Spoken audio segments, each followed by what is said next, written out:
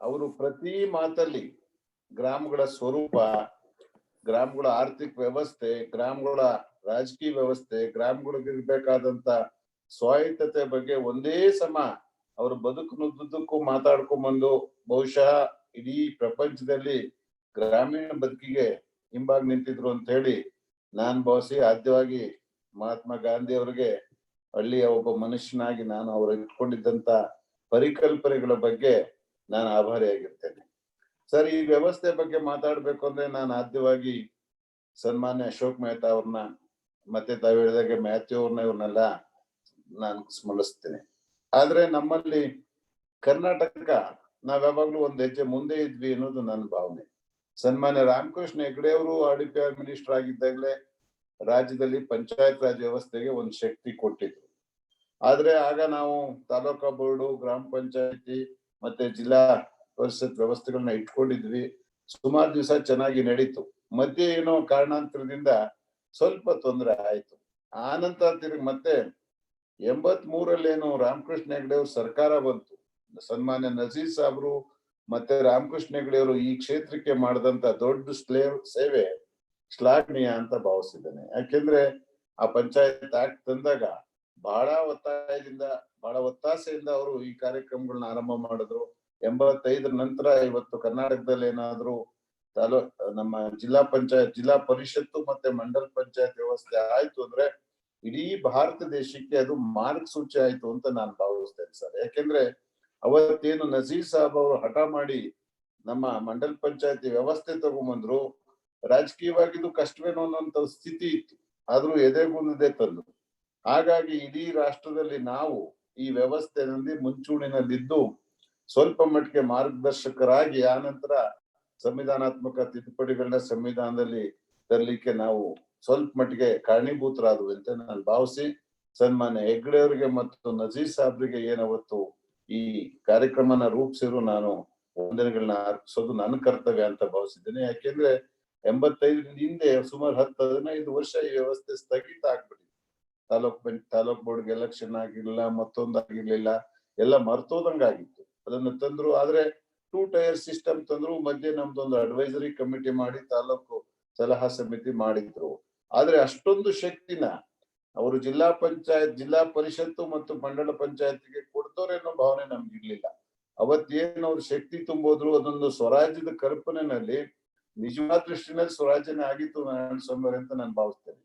ಅದಾದ ನಂತರ ತಮಗ್ ಗೊತ್ತು, ಸಂವಿಧಾನಾತ್ಮಕ ಅಮೆಂಡ್ಮೆಂಟ್ಸ್ ಆಯ್ತು, ತಿದ್ದುಪಡಿಗಳಾಯ್ತು, ಯಾವ್ಯಾವ ಇಲಾಖೆ ಯಾವ್ಯಾವ ವಿಷಯಗಳು ಬೇರೆ ಪಂಚಾಯತಿಯವರು ಮತ್ತು ಜಿಲ್ಲಾ ಪಂಚಾಯತಿಯವರು ಅಧಿಕಾರ ಹೊಂದಬೇಕು ಅನ್ನೋದಕ್ಕೆ ಶಾಸನಬದ್ಧವಾದಂತ ಒಂದು ರೂಪುರೇಷೆಗಳು ನಿರ್ಮಾಣ ಆಗಿದ್ದು ನಿಜವಾಗ್ಲೂ ಬಹಳ ಒಳ್ಳೆ ಉತ್ತಮವಾದ ಕೆಲಸ ಅಂತ ಹೇಳ್ತಾ ಸರ್, ಈಗ ನಾನು ನನಗ್ ಕೊಟ್ಟಿರೋ ವಿಷಯಕ್ಕೆ ಬರ್ತೀನಿ. ಇದರಲ್ಲಿ ಪಂಚಾಯತಿಗಳ ಪಾತ್ರ ಏನು ಅಂತ ಹೇಳಿ ಮಾತಾಡ್ಬೇಕು ಅಂತ ನನಗೆ ಹೇಳಿದ್ರಿ. ತಮಗ್ ಗೊತ್ತು, ಇವತ್ತು ದಿ ಪ್ರೋಸೆಸ್ ಆಫ್ ಪ್ಲಾನ್, ನಮ್ಮ ಇಡೀ ಯೋಜನೆಯ ರೂಪುರೇಷೆಗಳನ್ನ ತದನಂತರದ ಕಾಲದಲ್ಲಿ ನಾವು ಹಿಂದೆ ಮುಂದೆ ತಿರ್ಗಾ ಮುರ್ಗಾ ಮಾಡುವಂತ ಪರಿಸ್ಥಿತಿ ಬಂತು. ಯಾಕಂದ್ರೆ ಏನು ದೆಹಲಿ ಮಟ್ಟದಲ್ಲಿ ಯೋಜನೆಗಳು ಆಗ್ತಾ ಇತ್ತು, ಆ ಯೋಜನೆಗಳು ಯಾರೋ ಕೂತ್ಕೊಂಡು ಬ್ಯೂರೋಕ್ರಾಟ್ಸು, ಯಾರೋ ಕೂತ್ಕೊಂಡು ದೊಡ್ಡವರು ಅನ್ನಿಸ್ಕೊಡೋರು ನಮ್ಮ ಬಗ್ಗೆ ಕಲ್ಪನೆ ಇಟ್ಕೊಂಡು ಅವರೊಂದು ಭಾವನೆ ಮೇಲೆ ಮಾಡುವಂತ ಯೋಜನೆಗಳಾಗ್ತಿತ್ತು.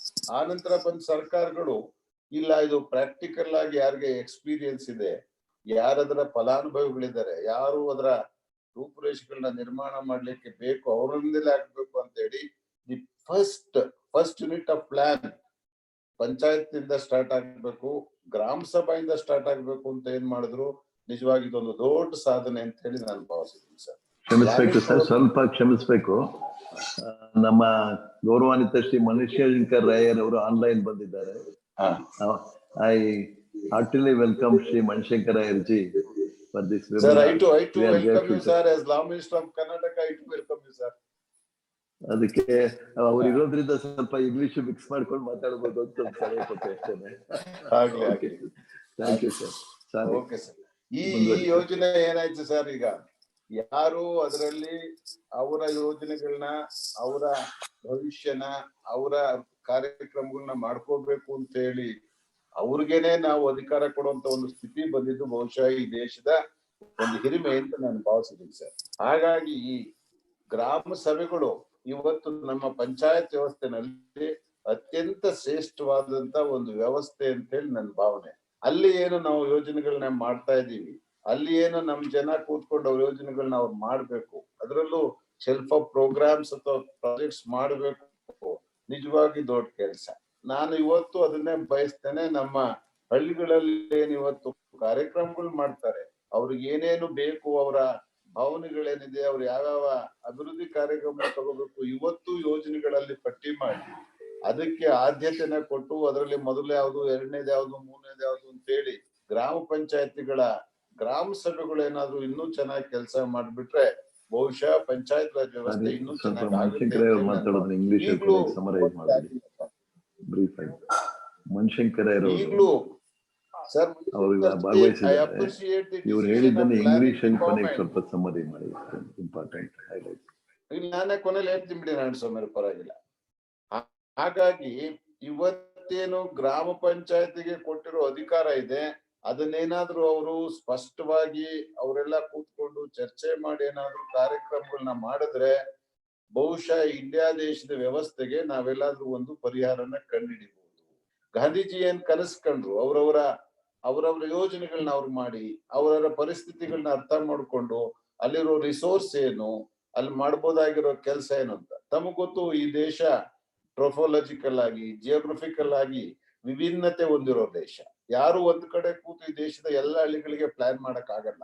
ಒಂದ್ ಭಾಗದಲ್ಲಿರೋ ಸಮಸ್ಯೆ ಇನ್ನೊಂದ್ ಭಾಗದಲ್ಲಿ ಇಲ್ಲ, ಒಂದ್ ಭಾಗದಲ್ಲಿರೋ ಭೌಗೋಳಿಕವಾದ ಸ್ಥಿತಿ ಇನ್ನೊಂದ್ ಭಾಗದಲ್ಲಿ ಇಲ್ಲ, ಒಂದ್ ಭಾಗದಲ್ಲಿರೋ ಹವಾಮಾನ ಪರಿಸ್ಥಿತಿ ಇನ್ನೊಂದ್ ಭಾಗದಲ್ಲಿ ಇಲ್ಲ, ಒಂದ್ ಬೇಕಾಗಿರೋ ಬೇಕುಗಳು ನೀಡ್ಸ್ ಇನ್ನೊಂದ್ ಕಡೆ ಬೇಕಾಗಿಲ್ಲ, ಒಂದ್ ಕಡೆ ಬೇಕಾಗಿರೋ ವಾಂಟ್ಸ್ ಇನ್ನೊಂದ್ ಕಡೆ ಬೇಕಾಗಿಲ್ಲ. ಹಾಗಾಗಿ ಎಲ್ಲೇ ಒಂದ್ ಕಡೆ ಸೆಂಟ್ರಲೈಸ್ಡ್ ಪ್ಲಾನ್ ಮಾಡೋದು, ಸೆಂಟ್ರಲೈಸ್ಡ್ ಸ್ಕೀಮ್ ಮಾಡೋದು ಭಾರತ ದೇಶದಂತ ಒಂದು ವ್ಯವಸ್ಥೆಗೆ ತಕ್ಕದ್ದಲ್ವೇ ಅಲ್ಲ.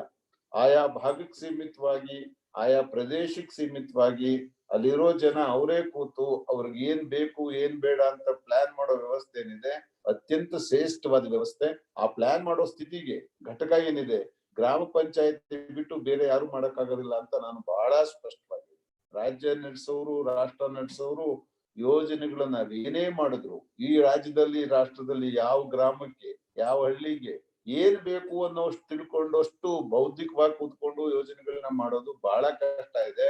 ಹಾಗಾಗಿ ಈ ವ್ಯವಸ್ಥೆನ ವಿಕೇಂದ್ರೀಕರಣ ಮಾಡಿ ಅವ್ರಿಗೆ ಅಧಿಕಾರ ಕೊಟ್ಟು ಅವ್ರವ್ರ ಯೋಜನೆ ಅವ್ರು ಮಾಡ್ಲಿ ಮಾಡೋದು ಸರ್ವಶ್ರೇಷ್ಠ.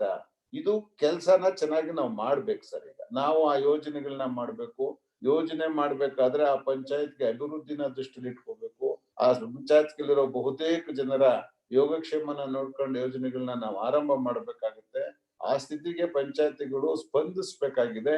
ಪಂಚಾಯತ್ ಕೇಳಿ ಇವತ್ತು ಅಧಿಕಾರ ಕೊಟ್ಟಿದೀವಿ, ಅದರ ಸದ್ಬಳಕೆ ಮಾಡ್ಕೋಬೇಕಾಗಿದೆ. ನನ್ನ ದೃಷ್ಟಿನಲ್ಲಿ ಇನ್ನೂ ಸಾಲ್ತಾ ಇಲ್ಲ.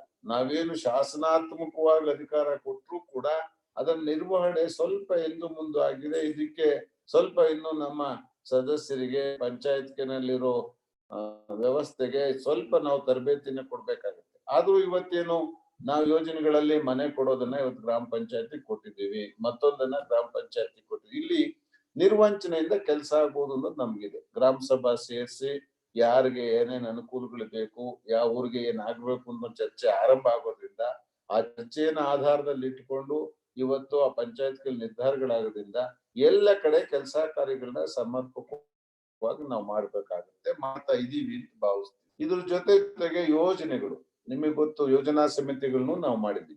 ಅವರು ಕಾಲಕ್ಕೆ ಅಥವಾ ಯಾವಾಗ್ಲಾದ್ರೂ 6 ತಿಂಗಳು ವರ್ಷಕ್ಕೆ ಒಂದ್ಸಲ ಕೂತ್ಕೊಂಡು ಯೋಜನೆಗಳ ರೂಪುರೇಷೆಗಳನ್ನ ಮಾಡ್ಬೇಕು, ಪಟ್ಟಿ ಮಾಡ್ಬೇಕು. ಆ ಪಟ್ಟಿಯನ್ನ ಕೂತ್ಕೊಂಡು ಆ ಪಟ್ಟಿಲಿರೋ ವಸ್ತುಗಳ ಬಗ್ಗೆ ಹೆಚ್ಚು ಅಸ್ತೆ ವಹಿಸಿ ಯಾವ್ದು ಮೊದಲು 2, 3 ಅಂತ ಹೇಳಿ ಪ್ರಯಾರಿಟೈಸ್ ಮಾಡಿ ಕೆಲಸ ಮಾಡಕ್ ಶುರು ಮಾಡ್ಬಿಟ್ರೆ ನಮ್ಮ ಸ್ವರಾಜ್ಯದ ಕಲ್ಪನೆಗೆ ನಾವು ಒಂದು ಶಕ್ತಿ ಕೊಟ್ಟಾಗುತ್ತೆ. ಜೊತೆಗೆ ಸರ್, ನಾನು ಉದ್ಯೋಗದ ಕಡೆ ನಾವು ಹೆಚ್ಚು ಒತ್ತು ಕೊಡ್ತೀವಿ. ಈಗ ನಾವು NREG ಕಾರ್ಯಕ್ರಮನ ಗ್ರಾಮೀಣ ಮಟ್ಟಕ್ಕೆ ತಗೊಂಡೋಗಿದ್ವಿ. ಅದು ಮಾನ್ಯ ಮೋದಿ ಅವರ ಕಾಲದಲ್ಲಿ ನರೇಗಾ ಕಾರ್ಯಕ್ರಮದಲ್ಲಿ ಇವತ್ತು ಗ್ರಾಮ ಪಂಚಾಯತ್ ಅವರ ಮಧ್ಯೆ ಬೇರೆ ಯಾರು ತಲೆ ಹಾಕಬಾರ್ದು ಅನ್ನೋ ಸ್ಥಿತಿನ ನಾವು ಇವತ್ತು ತೀರ್ಮಾನ ಮಾಡಿದ್ದೇವೆ. ಏನ್ ಬೇಕು ಅದಕ್ಕೆ ಕೇಂದ್ರ ಸರ್ಕಾರದಿಂದ ನಾವು ನರೇಗಾನಲ್ಲಿ ಹಣ ಕೊಡ್ತಾ ಇದ್ದೀವಿ. ಹೆಚ್ಚಾಗಿ ಆ ಭಾಗದ ಕೆಲಸ ಕಾರ್ಯಗಳು ಆಗ್ಲಿ ಅಂತ ಅಪೇಕ್ಷೆ ಪಡ್ತಾ ಇದ್ದೀವಿ. ಸ್ವಲ್ಪ ಮಟ್ಟಿಗೆ ಎಲ್ಲೋ ಒಂದ್ ಕಡೆ ನಾವು 60-40 ರೇಷಿಯೋ ಇಟ್ಟಿದೀವಿ ಅಂದ್ಬಿಟ್ಟು ಸಾರ್ವಜನಿಕ ಕೆಲಸಗಳು ಸ್ವಲ್ಪ ಕಡಿಮೆ ಆಗ್ತಾ ಇದೆ ಅಂತ ನಾನು ಭಾವಿಸಿದ್ದೀನಿ. ಈ ಕಡೆ ನಮ್ ಸದಸ್ಯರು ಒತ್ತು ಕೊಟ್ಟು ಕೆಲವನ್ನ ನಾವು ಲೇಬರ್ ಓರಿಯೆಂಟೆಡ್ ಕೆಲಸ ಮಾಡಿ ಇನ್ ಕೆಲವನ್ನ ಸಾರ್ವಜನಿಕ ಕೆಲಸ ಮಾಡಿ ಸ್ವಲ್ಪ ಅಸೆಟ್ ಅನ್ನ ಕ್ರಿಯೇಟ್ ಮಾಡ್ಬಿಟ್ರೆ ಪ್ರತಿ ಗ್ರಾಮ ಪಂಚಾಯತ್ನಲ್ಲಿ ನಾವು ಚರಂಡಿ ವ್ಯವಸ್ಥೆ, ರಸ್ತೆ ವ್ಯವಸ್ಥೆ, ನೈರ್ಮಲೀಕರಣ ಈ ಕಡೆ ಹೆಚ್ಚು ಒತ್ತನ್ನ ನಾವು ಕೊಡಬಹುದು. ನಾನು ರಿಕ್ವೆಸ್ಟ್ ಮಾಡ್ತೀನಿ, ಇವತ್ತೇನು ಗ್ರಾಮಗಳಿದೆ ನಾವು ಸ್ವಚ್ಛತೆಗೆ ಹೆಚ್ಚು ಅವಕಾಶ ಕೊಡ್ಬೇಕು. ಯಾಕೆಂದ್ರೆ ನಾವು ಬದುಕಿರೋದು ಒಂದು ಮುಕ್ತವಾದ ವಾತಾವರಣದಲ್ಲಿ, ಪ್ರಕೃತಿಯ ಮಧ್ಯೆ. ನಾವು ಗಲೀಜಲ್ಲಿ ಬದುಕುವ ಅಗತ್ಯ ಇಲ್ಲ ಹಳ್ಳಿ ಜನ. ಆದ್ರೆ ನಾವು ಇವತ್ತು ಹಳ್ಳಿನಲ್ಲಿ ಬದುಕನ್ನ ಹಸನ್ ಮಾಡ್ಕೋಬೇಕಾಗಿದ್ರೆ ಶೌಚಾಲಯ ವ್ಯವಸ್ಥೆಗೆ ಹೆಚ್ಚು ಒತ್ತು ಕೊಡ್ಬೇಕು, ಸ್ವಚ್ಛತೆಗೆ ಹೆಚ್ಚು ಒತ್ತು ಕೊಡ್ಬೇಕು. ಇದಕ್ಕೆಲ್ಲ ನಾವೇನು ಇವತ್ತು ಬೇಕಾದಷ್ಟು ಸಂಪನ್ಮೂಲಗಳನ್ನ ಕೊಡ್ತಾ ಇದೀವಿ. ಅದನ್ನ ಬಳಸ್ಕೊಂಡು ಏನಾದ್ರು ಯೋಜನೆಗಳನ್ನ ನಮ್ಮ ಸ್ವರಾಜ್ಯ ವ್ಯವಸ್ಥೆ, ಪಂಚಾಯತ್ ರಾಜ್ ಸ್ವರಾಜ್ಯ ವ್ಯವಸ್ಥೆನಲ್ಲಿ ಮಾಡ್ಬಿಟ್ರೆ ಬಹುಶಃ ಯಾವ ಪಟ್ಟಣಕ್ಕೂ ನಮ್ಗೆ ಏನ್ ವ್ಯತ್ಯಾಸ ಇರೋಲ್ಲ. ನಾವು ಅವ್ರಿಗಿಂತ ಒಳ್ಳೆ ಗಾಳಿ ಕುಡಿಬಹುದು, ಒಳ್ಳೆ ನೀರ್ ಕುಡಿಬಹುದು, ವಿರಾಮ ಓಡಾಡ್ಬೋದು. ಇದನ್ನೆಲ್ಲದನ್ನು ನಾವು ಈ ಸ್ವರಾಜ್ಯ ವ್ಯವಸ್ಥೆಯಲ್ಲಿ ಮಾಡ್ಲಿಕ್ಕೆ ಅವಕಾಶ ಆಗಿದೆ. ಪ್ರಶ್ನೆ ನಮ್ಮ ಮುಂದಿರೋದೇನಂದ್ರೆ, ಈಗ ನಾವು ನಮ್ಮ ಸಂಪನ್ಮೂಲಗಳನ್ನು ಕೂಡ ಸ್ವಲ್ಪ ಕ್ರೋಢೀಕರಿಸ್ಕೋಬೇಕಾಗುತ್ತೆ.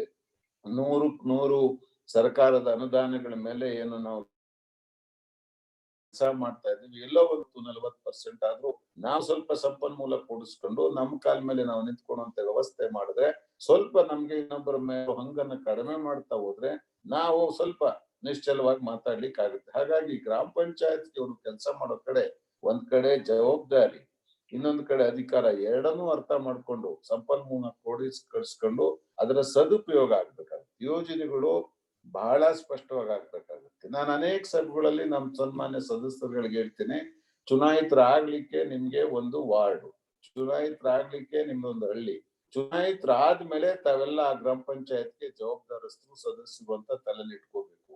ನೀವು ಇಡೀ ಜವಾಬ್ದಾರಿ ಪಂಚಾಯತ್ ಜವಾಬ್ದಾರಿಗೆ ನೀವು ಬರ್ತೀರಿ, ನಿಮ್ ವಾರ್ಡ್ ಚೆನ್ನಾಗಾಗ್ಲಿ, ನಿಮ್ ಊರ್ ಚೆನ್ನಾಗಾಗ್ಲಿ ಅಂತ ಬಯಸ್ಬಾರ್ದಪ್ಪ. ಇಡೀ ಗ್ರಾಮ ಪಂಚಾಯತ್ಗೆ ಚೆನ್ನಾಗಾಗ್ಲಿ ಅಂತೇಳಿ ಬಯಸಿ ಆ ದಿಕ್ಕಲ್ಲಿ ಯೋಚನೆ ಮಾಡಿ. ಎಲ್ಲಿ ಹೆಚ್ಚು ಕೆಲಸ ಆಗ್ಬೇಕಾಗಿದೆ ಅಲ್ಲಿ ಆದ್ಯತೆ ಕೊಡಿ, ಯಾರಿಗೆ ನಿಜವಾಗಿ ಕೆಲಸ ಆಗ್ಬೇಕಾಗಿದೆ ಅವ್ರಿಗೆ ಆದ್ಯತೆ ಕೊಡಿ. ಈ ವ್ಯವಸ್ಥೆ ಮೇಲೆ ಒಂದು ವಿಶ್ವಾಸ ಉಂಟು ಸ್ಥಿತಿ ತನ್ನಿ. ಯಾರಿಗೋ ಮನೆ ಇಲ್ಲ ಅದನ್ನ ಮಾಡಿ. ನಾನು ಅದನ್ನ ನನ್ನ ಭಾಷೆಯಲ್ಲಿ ಹೇಳ್ತೀನಿ, ಪ್ರೋಗ್ರಾಮ್ ಅನ್ನ 2 ಭಾಗ ಮಾಡ್ಕೊಳ್ಳಿ. One is need based, another one is want based. Take up all the need-based programs first, then concentrate on want-based programs ಅಂತ. ಅಗತ್ಯ ಇರೋ ಕಾರ್ಯಕ್ರಮಗಳನ್ನ ನಾವು ಮೊದಲೇ ಮಾಡಿ, ಆ ನಂತರ ಬೇಕು ಬೇಡಗಳ ಬಗ್ಗೆ ಚರ್ಚೆ ಮಾಡಿ ಅಗತ್ಯತೆಗಳನ್ನ ನಾವು ನಿವಾರಣೆ ಮಾಡ್ಕೊಂಡ್ ಬಂದ್ಬಿಟ್ರೆ ಬಹುಶಃ ಈ ವ್ಯವಸ್ಥೆ ಇನ್ನೂ ಚೆನ್ನಾಗಿ ಬೆಳೀತಿ. ಎಲ್ಲಿಗೆ ಯಾವ ಕೆಲಸ ಫಸ್ಟ್ ಪ್ರಯಾರಿಟಿನಲ್ಲಿ ಆಗ್ಬೇಕಾಗಿದೆ ಅದಕ್ಕೆ ನಾವು ಪ್ರಯಾರಿಟಿ ಕೊಡ್ಬೇಕಾಗುತ್ತೆ. ಯಾರೋ ನಮ್ಮನ್ನು ಕೇಳ್ತಾರೆ, ನಮಗ್ ಬೇಕಾದವರು ಅದಕ್ಕೆ ಬೇಕು, ಬೇಡಿಕೆಗಳನ್ನ ನಮ್ಮ ಸದಸ್ಯರು 2ನೇ ಹಂತಕ್ಕೆ ಇಟ್ಕೊಂಡ್ರೆ ಈ ವ್ಯವಸ್ಥೆ ತುಂಬಾ ಚೆನ್ನಾಗಿರುತ್ತೆ. 2ನೇದು ನಮ್ಮ ಆದ್ಯತೆ. ಇವತ್ತು ಅತ್ಯಂತ ಸಿವಿಕ್ ಕಮ್ಯುನಿಟೀಸ್ ಅನ್ನ ಕೊಡೋದು ನಮ್ಮ ಆದ್ಯತೆ. ನಾವು ರಸ್ತೆ ಮಾಡ್ಬೇಕು, ಚರಂಡಿ ಮಾಡ್ಬೇಕು, ದೀಪ ಇರ್ಬೇಕು, ನೀರ್ ಇರ್ಬೇಕು, ವಾತಾವರಣನ ಇವತ್ತು ಸ್ವಚ್ಛವಾಗಿಡ್ಬೇಕು, ನಾವೆಲ್ಲರೂ ಶುಚಿತ್ವನ ಕಾಪಾಡ್ಬೇಕು. ಆ ನಂತರ ಬೇರೆ ಕಾರ್ಯಕ್ರಮಗಳಿಗೆ ಹೋಗ್ಬೇಕು. ಮೈನ್ ಅಮ್ಯುನಿಟೀಸ್ ಅನ್ನ ನಾವಿವತ್ತು ಕ್ರಿಯೇಟ್ ಮಾಡ್ಕೊಳ್ಳೇಬೇಕು. ಸರ್ಕಾರ ಇವತ್ತು ಯಥೇಚ್ಛವಾಗಿ ನಮ್ಗೆ ಸ್ವಚ್ಛತಾ ಆಂದೋಲನದಲ್ಲಿ ನಮ್ಗೇನ್ ಇವತ್ತು ಹಣಕ್ಕೆ ಕೊರತೆ ಇಲ್ಲ. ಟಾಯ್ಲೆಟ್ ಕಟ್ಟೋದ್ರಲ್ಲಿ, ಮತ್ತೆ ನೀವು ಡಿಸ್ಪೋಸ್ ಮಾಡೋದ್ರಲ್ಲಿ, ವೇಸ್ಟ್ ಡಿಸ್ಪೋಸ್ ಮಾಡೋದ್ರಲ್ಲಿ, ಸಾಲಿಡ್ ಇರ್ಬೋದು, ವೇಸ್ಟ್ ಇರ್ಬೋದು, ಅಥವಾ ಅದನ್ನೆಲ್ಲ ಡಿಸ್ಪೋಸ್ ಮಾಡ್ಲಿಕ್ಕೆ ಸರ್ಕಾರ ನಿಮ್ಗೆ ಯಥೇಚ್ಛವಾಗಿ ಸಹಾಯ ಮಾಡ್ತಿದೆ. ವೆಹಿಕಲ್ಗಳು ಕೊಡ್ತಾ ಇದೀವಿ, ಜಾಗಗಳು ಕೊಡ್ತಾ ಇದೆ ಗೌರ್ಮೆಂಟ್ ಇಂದ. ಹೇಗಾದ್ರೂ ಮಾಡಿ ಇದನ್ನ ಬಳಸ್ಕೊಂಡು ಹಳ್ಳಿಗಳನ್ನ ನೀಟಾಗಿ ಇಡೋದಕ್ಕೆ ಒಂದು ದೊಡ್ಡ ಪ್ರಯತ್ನ ಮಾಡ್ಬೇಕು. 2ನೇದು ಇವತ್ತು ಕಮ್ಯುನಿಟಿ, ಎಲ್ಲೆಲ್ಲಿ ಕಮ್ಯುನಿಟಿ ಅವ್ರು ಸೇರ್ತಾರೆ, ಕಮ್ಯುನಿಟಿ ಟಾಯ್ಲೆಟ್ಸ್ ಕಟ್ಟಲಿಕ್ಕೂ ಹಣ ಸಹಾಯನ ಸರ್ಕಾರದ ವತಿಯಿಂದ ಮಾಡ್ತಾ ಇದ್ದೀವಿ. ಟಾರ್ಗೆಟ್ ಇಲ್ದಂಗ್ ದುಡ್ಡು ಕೊಡ್ತಾ ಇದೀವಿ, ಬಳಸ್ಕೋಬೇಕು. ಎಲ್ಲಾರು ಸಮುದಾಯ ಸೇರೋ ಕಡೆ, ಎಲ್ಲಾರು ಜನ ಬಂದು ಹೋಗುವಂತ ಕಡೆ ಈ ಟಾಯ್ಲೆಟ್ಸ್ ಮೈಂಟೈನ್ ಮಾಡ್ಬೇಕಾಗುತ್ತೆ. 3ನೇದು ಆ ಭಾಗದಲ್ಲಿರೋ ಸ್ವಚ್ಛತೆನ ಇವತ್ತು ಚರಂಡಿ ಕ್ಲೀನ್ ಮಾಡೋದಿರ್ಬೋದು, ಮತ್ತೊಂದಿರ್ಬೋದು, ಕಾಲಕ್ಕೆ ನಾವು ಮಾಡ್ಕೊಡ್ಬೇಕಾಗತ್ತೆ. ಅದಾದ ನಂತರ ಅನುಕೂಲಗಳನ್ನ ನಾವು ಜನಗಳಿಗೆ ಸೃಷ್ಟಿ ಮಾಡ್ಬೇಕಾಗುತ್ತೆ. ಅನೇಕ ಪಂಚಾಯತಿಗಳಲ್ಲಿ ಇವತ್ತು ಕೂಡ ಮನೆಗಳಿಗೆ ಬೇಡಿಕೆ ಇದೆ. ನೀವು ಅದನ್ನ ಕೂತ್ಕೊಂಡು ಏನಾದ್ರು ಆದ್ಯವಾಗಿ ಇಟ್ಕೊಂಡು ಮಾಡ್ಬೇಕು. ಈಗ ನಾವೆಲ್ಲ ತುಮಕೂರಲ್ಲಿ ನಾನು ಮೊನ್ನೆ ಆಡಳಿತಾಧಿಕಾರಿಗಳ ಸಭೆ, DC ಸಭೆ ಕರೆದ್ಬಿಟ್ಟು ಒಂದು ಸೂಚನೆ ಕೊಟ್ಟೆ. ನೀವೇನಾದ್ರೂ ಮಾಡಿ ಬಿಡಿ, ನಿಮ್ ಕಾಲದಲ್ಲಿ ಮೊದಲು ನಿವೇಶನಗಳನ್ನ ಗುರ್ತು ಮಾಡ್ಕೊಡಿ. ನಿವೇಶನ ಇಲ್ಲದೆ ಮನೆ ಕಟ್ಟೋ ಪ್ರೋಗ್ರಾಮ್ಗಳನ್ನ ನಾವು ಹಾಕೊಂಡು ಕೂತ್ಕೊಂಡು ನಿವೇಶನ ಇದೇನೋ ಒಂದ್ ಕಾರಣಕ್ಕೆ ಇರೋರಿಗೆ ಮನೆ ಕೊಟ್ಕೊಂಡು ಹೋಗ್ತಿದೀವಿ ಅನ್ನೋ ಒಂದು ವಿಶ್ವಾಸ ನಮ್ ತಲೆಗೆ ಹೋಗ್ಬಿಟ್ಟಿದೆ. ಅದು ತಪ್ಪಬೇಕು. ಪ್ರಥಮ ಆದ್ಯತೆನ ನಿವೇಶನ ರೈತರನ್ನ ಗುರುತಿಸ್ಬಿಟ್ಟು ನಿವೇಶನ ಕೊಡಿ. 2ನೇದು ಎಲ್ಲಾರು ಬರಿಯಲ್ ಗ್ರೌಂಡ್ ಅನ್ನ ಕೊಡಿ, ಸ್ಮಶಾನಕ್ಕೆ ಎಲ್ಲಾರು ಮೊದ್ಲೇ ಜಾಗ ಕೊಡಿ. ಈ ಸಣ್ಣ ಪುಟ್ಟ ಸಮಸ್ಯೆಗಳನ್ನ ಏನಾದ್ರು ನಾವು ಕೂತ್ಕೊಂಡು ಗ್ರಾಮೀಣ ಮಟ್ಟದಲ್ಲಿ ಮಾಡ್ಬಿಟ್ರೆ ಬಹುಶಃ ಒಂದ್ ಹಂತಕ್ಕೆ ನಾವು ನಿವೇಶನ ರೈತರನ್ನ ಗುರ್ತಿಸಿ ಮನೆ ಕೊಡಕ್ ಶುರು ಮಾಡಿದ್ವಿ. ಯಾಕಂದ್ರೆ ಈಗ ನಾನ್ ಮೊನ್ನೆ ರಿವ್ಯೂ ಮಾಡಿದಾಗ ಹೇಳಿದೆ ನಾನು, ಇನ್ನೂ 28,000 ಮನೆ 11-12 ಇಸ್ವಿಯಿಂದ ನಮ್ಮ ತುಮಕೂರು ಜಿಲ್ಲೆನಲ್ಲಿ ಕಟ್ಕೊಳ್ಳಿಕ್ಕೆ ಆಗಿಲ್ಲ. ಯಾಕೆ ಅಂದ್ರೆ ಎಲ್ಲೋ ಒಂದ್ ಕಡೆ ಕೊರತೆ ಇದೆ. ಸುಮ್ಮನೆ ಆಸೆಗೆ ಒಂದ್ ನಿವೇಶನ ಕೊಡ್ತೀವಿ, ಚೆಕ್ ಲಿಸ್ಟ್ ಹಾಕಿ ಕೊಡ್ಬೇಕಾದ್ರೆ ನಿವೇಶನ ಇಲ್ಲ ಅಂದಿರ್ತೀವಿ. ಹಾಗಾಗಿ ಆದ್ಯತೆನ ನಾವು ಸ್ವರಾಜ್ ವ್ಯವಸ್ಥೆನಲ್ಲಿ ಮೊದಲು ಅವನಿಗೊಂದು ಸೂರು ಬೇಕು ಅನ್ನೋನಿಗೆ ಒಂದು ಜಾಗ ಬೇಕು. ಮೊದಲು ನಿವೇಶನ ಗುರ್ತಿಸೋ ಕೆಲಸ ಮಾಡಿ. ಎರಡನೇದು, ಯಾರೋ ಒಬ್ಬ ಅಮಾಯಕ ಹಳ್ಳಿಲಿ ಇರ್ತಾನೆ, ಅವ್ನಿಗೆ ಸ್ವಂತ ಸ್ಥಳ ಇಲ್ಲ ಅಂದ್ರೆ ಅಂತ್ಯಕ್ರಿಯೆ ಮಾಡಕ್ ಕೂಡ ಇವತ್ತು ಅವನು ಯಾರನ್ನ ಹೋಗಿ ಅಂಗ್ಲಾಚಂತ ಸ್ಥಿತಿನ ತಂದಿದೀವಿ. ಹಾಗಾಗಿ ನಾವೀಗಾಗ್ಲೇ ನಾನಂತೂ ಸೂಚನೆ ಕೊಟ್ಟಿದ್ದೀನಿ, ಸರ್ಕಾರದಿಂದಲೂ ಹೇಳ್ತಾ ಇದ್ದೀವಿ, ಎಲ್ಲೆಲ್ಲಿ ಇವತ್ತು ನಮ್ಗೆ ಸ್ಮಶಾನಗಳಿಲ್ಲ ಆ ಕಡೆ ಡಿಸಿಗಳು ಎಲ್ಲಿ ಸರ್ಕಾರ ಜಾಗ ಲಭ್ಯ ಇದೆ ಮೊದಲನೇ ಆದ್ಯತೆನ ಇವತ್ತು ನಿವೇಶನಗಳಿಗೆ ಮತ್ತು ಸ್ಮಶಾನಕ್ಕೆ ಕೊಡಬೇಕು. ಮೂರನೇದು, ನಾವು ಇವತ್ತು ಕರ್ನಾಟಕದ ಬಹಳ ಭಾಗದಲ್ಲಿ, ಮಲೆನಾಡು ಭಾಗದಲ್ಲಿ ಡೀಮ್ಡ್ ಫಾರೆಸ್ಟ್ ಒಳಗಡೆ ಮನೆಗಳು ಕಟ್ಟಿ ಸಿಗಾಕೊಂಡು ಭಾರಿ ತೊಂದರೆಗೆ ಸಿಗಾಕೊಂಡಿದ್ವಿ. ಹಾಗಾಗಿ ನಾವು ಇವತ್ತು ಸರ್ಕಾರದ ವತಿಯಿಂದ ಹೇಳ್ತಾ ಇದೀವಿ, ಆ ಪಂಚಾಯತ್ಗೆ ಅವ್ರು ಏನು ಮನೆಗಳು ಕೊಟ್ಟಿದ್ರೆ ಸೈಟ್ ನನ್ ಮಾಡಿ ಸನ್ಮಾನ್ಯ ಬಂಗಾರಪ್ಪನವ್ರ ಕಾಲದಿಂದ ಈವರೆಗೆ ಅದ್ ಯಾವುದೇ ಭಾಗದಲ್ಲಿದ್ರು ಅದನ್ನ ನಾವು ಡಿನೋಟಿಫೈ ಮಾಡಿ ಅವ್ರಿಗೆ ಇವತ್ತು ಮನೆಗಳನ್ನ ಮುಕ್ತ ಮಾಡ್ಬೇಕು, ಅವ್ರದ್ದು ಸ್ವಂತ ಮನೆ ಅಂತ ಮಾಡ್ಬೇಕು. ಯಾಕೆ ಹೇಳ್ತಿದ್ದೀನಿ ಅಂದ್ರೆ ಸ್ವರಾಜ್ ವ್ಯವಸ್ಥೆನಲ್ಲಿ ಇವತ್ತು ಗ್ರಾಮ ಪಂಚಾಯತಿಯವರಿಗೆ ನಿವೇಶನ ಕೊಡೋ ಅಧಿಕಾರ ನಾವು ಕೊಡ್ಲಿಲ್ಲ. ಡಿಸಿ ಒಳಗೆ ರೆವಿನ್ಯೂ ಲ್ಯಾಂಡ್ ಇರುತ್ತೆ. ನಾವ್ ಇವತ್ತು ಪಂಚಾಯತ್ ಕನಲ್ಲಿ ಏನಾದ್ರು ಲ್ಯಾಂಡ್ ಇದ್ರೆ ಅದನ್ನ ರೆಸೊಲ್ಯೂಷನ್ ಮಾಡಿ ಟಿಪಿ ಕೊಡಿ ಗ್ರಾಮ ಠಾಣದಲ್ಲಿ ಇದ್ರೆ ಅಂತ ಹೇಳಿ ಮಾಡಿದ್ದೀವಿ. ಎಲ್ಲೋ ಒಂದ್ ಕಡೆ ಯಾರೋ ಮಾಡಿದ ತಪ್ಪಿಗೆ ನಾವು ಅವ್ರ ಮೇಲೆ ಸವಾರಿ ಮಾಡ್ಕೊಂಡು ಹೋಗ್ತಿದ್ವಿ. ಗ್ರಾಮ ಪಂಚಾಯತ್ ಅಂದಿರ್ಬೋದು ರಿಲೀಸ್ ಮಾಡಕ್ ಆಗಲ್ಲ, ರೆಸೊಲ್ಯೂಷನ್ ಮಾಡಿ ಕಳಿಸ್ಬೋದು ಮಾಡಿದೀವಿ. ಅದೇನೇ ಇರ್ಲಿ, ಈಗ ನನ್ನ ಬೇಡಿಕೆ, ನೀವು ಮೊದಲನೇ ಆದ್ಯತೆನ ನಾವು ಅಲ್ಲಿಯ ಒಬ್ಬ ಬಡ ಪರವಾಗಿ, ಅಲ್ಲಿ ಒಬ್ಬ ನಿವೇಶನ ರೈತನ ಪರವಾಗಿ ತಗೋಬೇಕಾಗಿತ್ತು, ತಗೊಂಡಿದ್ದೀವಿ. ಇದೆಲ್ಲದ್ರ ಮಧ್ಯೆ ಪಂಚಾಯತಿಗಳು ಕೆಲಸ ಮಾಡಿಲ್ಲ ಹೇಳಕ್ಕಾಗಲ್ಲ. ಈ ಸ್ವರಾಜ್ ವ್ಯವಸ್ಥೆನಲ್ಲಿ ಬೇಕಾದಷ್ಟು ಅಭಿವೃದ್ಧಿ ಇವತ್ತು ಗ್ರಾಮ ಪಂಚಾಯತ್ನಲ್ಲಿ ಆಗಿದೆ ಸರ್. ನಾನಂತೂ ಸ್ಪಷ್ಟವಾಗಿ ಹೇಳ್ತೀನಿ, ಬೀದಿ ದೀಪದ ವ್ಯವಸ್ಥೆನಲ್ಲಿ ಇವತ್ತು ಕರ್ನಾಟಕ ಒಳ್ಳೆ ಸ್ಥಾನಕ್ಕೆ ಬಂದಿದೆ. ಯಾವುದೇ ಗ್ರಾಮ ಪಂಚಾಯತ್ಗೆ ಇವತ್ತು ಕತ್ತಲಲ್ಲಿರುವಂತ ಸ್ಥಿತಿ ನಾನ್ ನೋಡ್ಲಿಲ್ಲ.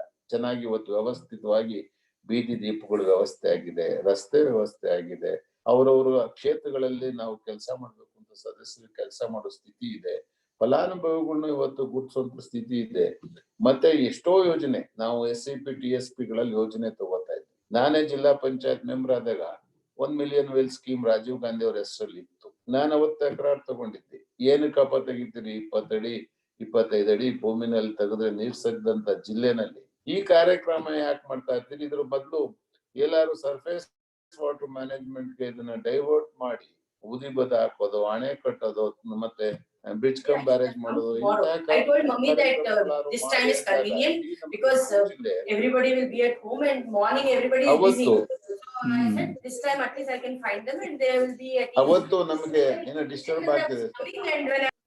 ಅವತ್ತು ನಮ್ಗೆ ಈ ಹಣನ ಚೆನ್ನಾಗಿ ಬಳಸಕ್ಕಾಯ್ತು. ಇವತ್ತು ಅಷ್ಟೇ ನಾವೇನಿವತ್ತು ಮೈನರ್ ಇರಿಗೇಷನ್ ವ್ಯವಸ್ಥೆ ಕೆಳಗೆ ಇವತ್ತು ಗ್ರಾಮ ಪಂಚಾಯತಿಗಳಲ್ಲಿ ನೀರನ್ನ ನಿಲ್ಲಿಸೋ ಕೆಲಸ ಆಗ್ತಾ ಇದೆ.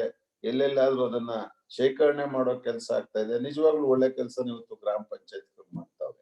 ಅವ್ರಿಗೆ ಗೊತ್ತು ಸರ್ ಎಲ್ಲಿ ಹಳ್ಳ ಹೋಗುತ್ತೆ, ಏನ್ ಮಾಡ್ಬೇಕು, ಏನ್ ನಿಲ್ಲಿಸ್ಬೇಕು. ಇದೆಲ್ಲ ಸರ್ಕಾರದ ಮಟ್ಟದಲ್ಲಿ ನಾವು ಕೂತ್ಕೊಂಡು ಯಶಸ್ವಿಯಾಗಿ ಮಾಡ್ತಿದ್ವಿ ಅಂತ ಮಾಡ್ಸಕ್ಕಾಗಲ್ಲ. ಮೂರನೇದು ನಾಯಕತ್ವ ಇವತ್ತು ಬಹಳ ಸ್ಪಷ್ಟವಾಗಿ ನಿರೂಪಣೆ ಆಗ್ತಾ ಇದೆ. ನಾಯಕತ್ವ ಇವತ್ತು ಏನಾದ್ರು ಚೆನ್ನಾಗಿ ಆಗ್ತಾ ಇದೆ ಅಂದ್ರೆ ಪಂಚಾಯತ್ ಲೆವೆಲ್ ಇಂದ ಯಾರು ಬರ್ತಾ ಇದ್ದಾರೆ ಅಥವಾ ಜಿಲ್ಲಾ ಪಂಚಾಯತ್ ಲೆವೆಲ್ ಇಂದ ಯಾರು ಬರ್ತಿದ್ದಾರೆ, ಜನಗಳನ್ನ ಅರ್ಥಕೊಂಡು ಬರ್ತಿದ್ದಾರೆ ಅಂತ ನನ್ನ ಭಾವನೆ. ಕಷ್ಟ ಸುಖಗಳನ್ನ ನೋಡ್ಕೊಂಡು ಮೇಲಕ್ಕೆ ಬರ್ತಿದ್ದಾರೆ. ಹಾಗಾಗಿ ಅವ್ರು ಏನಾದ್ರು ಅವ್ರಿಗೆ ಅಧಿಕಾರ ಸಿಕ್ಕಿದಾಗ ಸೇವೆ ಮಾಡ್ಲಿಕ್ಕೆ ಬಹಳ ಹೆಲ್ಪ್ ಆಗಿದೆ.